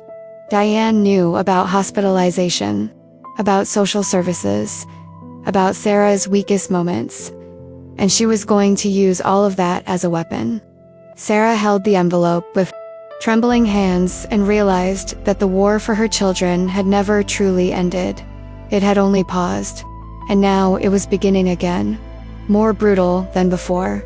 Now I want to delve even deeper into this subject, because what happened in the hours following Diane's visit was a mobilization of everything Sarah and James had built together. Not just financial resources or legal connections, but emotional strength, real partnership, recognition that this time, Sarah wasn't fighting alone, and that made all the difference. Sarah called James immediately. Her hands were shaking so much she could barely dial. He answered on the second ring. "Hey, love, everything okay?" Casual tone of someone not expecting a crisis. "James," her voice broke. "I need you to come home now, please." He didn't ask questions. "I'm coming. 5 minutes." And he hung up. Sarah heard a distant siren getting louder. He was coming in a police car. Quickly. When James arrived, he found Sarah sitting on the sofa, holding an envelope, staring blankly. Tyler and Emma were still in the room, oblivious to everything. He knelt in front of her. "What happened?" She handed him the envelope. He read it, and saw anger cross his face. Not explosive anger, but cold, controlled, dangerous. "She won't succeed," he said firmly. "Sarah, look at me. She won't get Tyler and Emma away. I won't allow it." "How can you be sure?" Sarah whispered. "She's right. I almost lost them before. There's documentation, hospitalization, social services. Everything she cited is true. And she's their aunt, blood family. Courts favor blood. Courts favor the best interests of the child," James corrected. "And Tyler and Emma are thriving. You're thriving. We have proof of complete transformation. Doctors, teachers, records, and most importantly, we have Marcus Chen as their lawyer." Marcus Chen was the best family lawyer in the county. James had worked with him on multiple cases. He knew he was brilliant, aggressive when necessary, and not intimidated by opponents with resources. James called immediately. He scheduled a meeting for Monday morning, and he spent the rest of the weekend making sure Sarah knew she wasn't alone, that they would face this together, that the family they had built wasn't going to be destroyed by a malicious attack from someone who never cared until he realized he had lost control. On Monday, they sat down with Marcus. They explained everything. And Marcus, after hearing the whole story, smiled. Not a happy smile, but the smile of a lawyer who sees a weak case disguised as a strong one. "Diane is going to lose," he said. "She has to prove that you're an unfit mother now, not that you were 6 months ago. And the evidence shows the complete opposite. But it's going to be a fight. It's going to be ugly. Be prepared." And it was. Months of hearings, researchers' interviews with Tyler, analyses of every aspect of Sarah's life. But this time, Sarah had something she didn't have before. An army of people willing to testify for her. James, doctors, teachers. Jennifer Marksu volunteered to say that removal would be a disaster. Mrs. Chen, who had cared for children and seen transformation. And in the end, after 5 devastating months, the judge decided, petition denied. Custody remains with mother. Aunt has not demonstrated evidence of current unsuitability. Children are thriving. Case closed. Diane left furious, but defeated. And Sarah collapsed in James's arms. Not from sadness, from relief, from victory, from the realization that she was finally safe. 3 months later, James officially proposed to Sarah, with a ring. A proper proposal. And she said yes, without hesitation. They married in a small ceremony with Tyler as page boy and Emma as flower girl. And they began life as an officially recognized family. Not perfect, but real.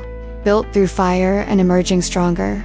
Look, if you've made it this far with me, if you've felt every moment of this journey with Sarah, with Tyler, with Emma, with James, you know that this story is about much more than romance or poverty or legal battles. It's about human resilience at its most fundamental level.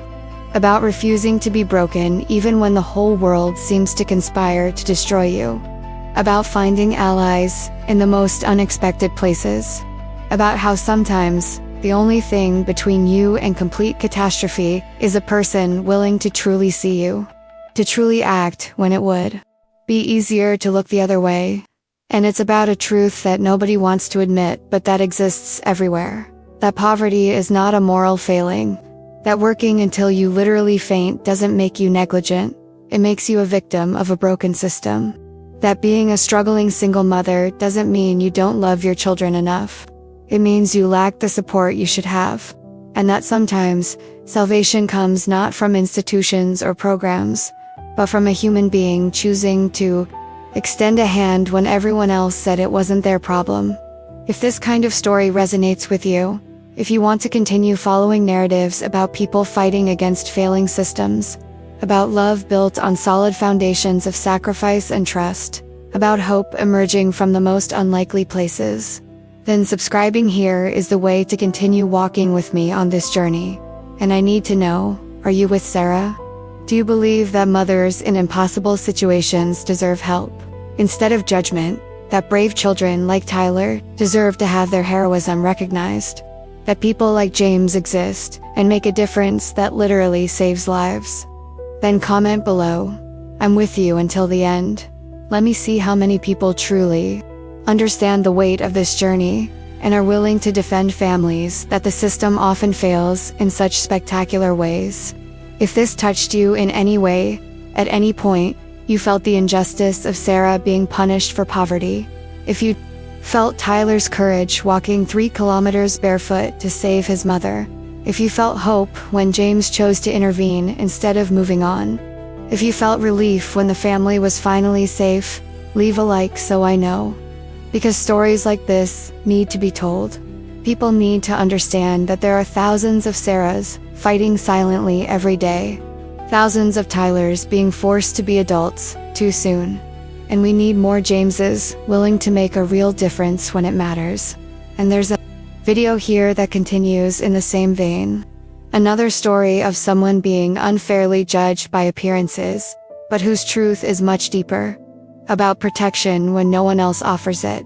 About seeing humanity where the system only sees statistics. About love that grows from unlikely places but is stronger precisely because of that. Click and follow me there.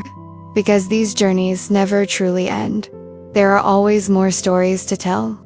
There are always more people needing to be seen. More families needing to be defended. More injustices needing to be exposed. And I want you with me for all of them.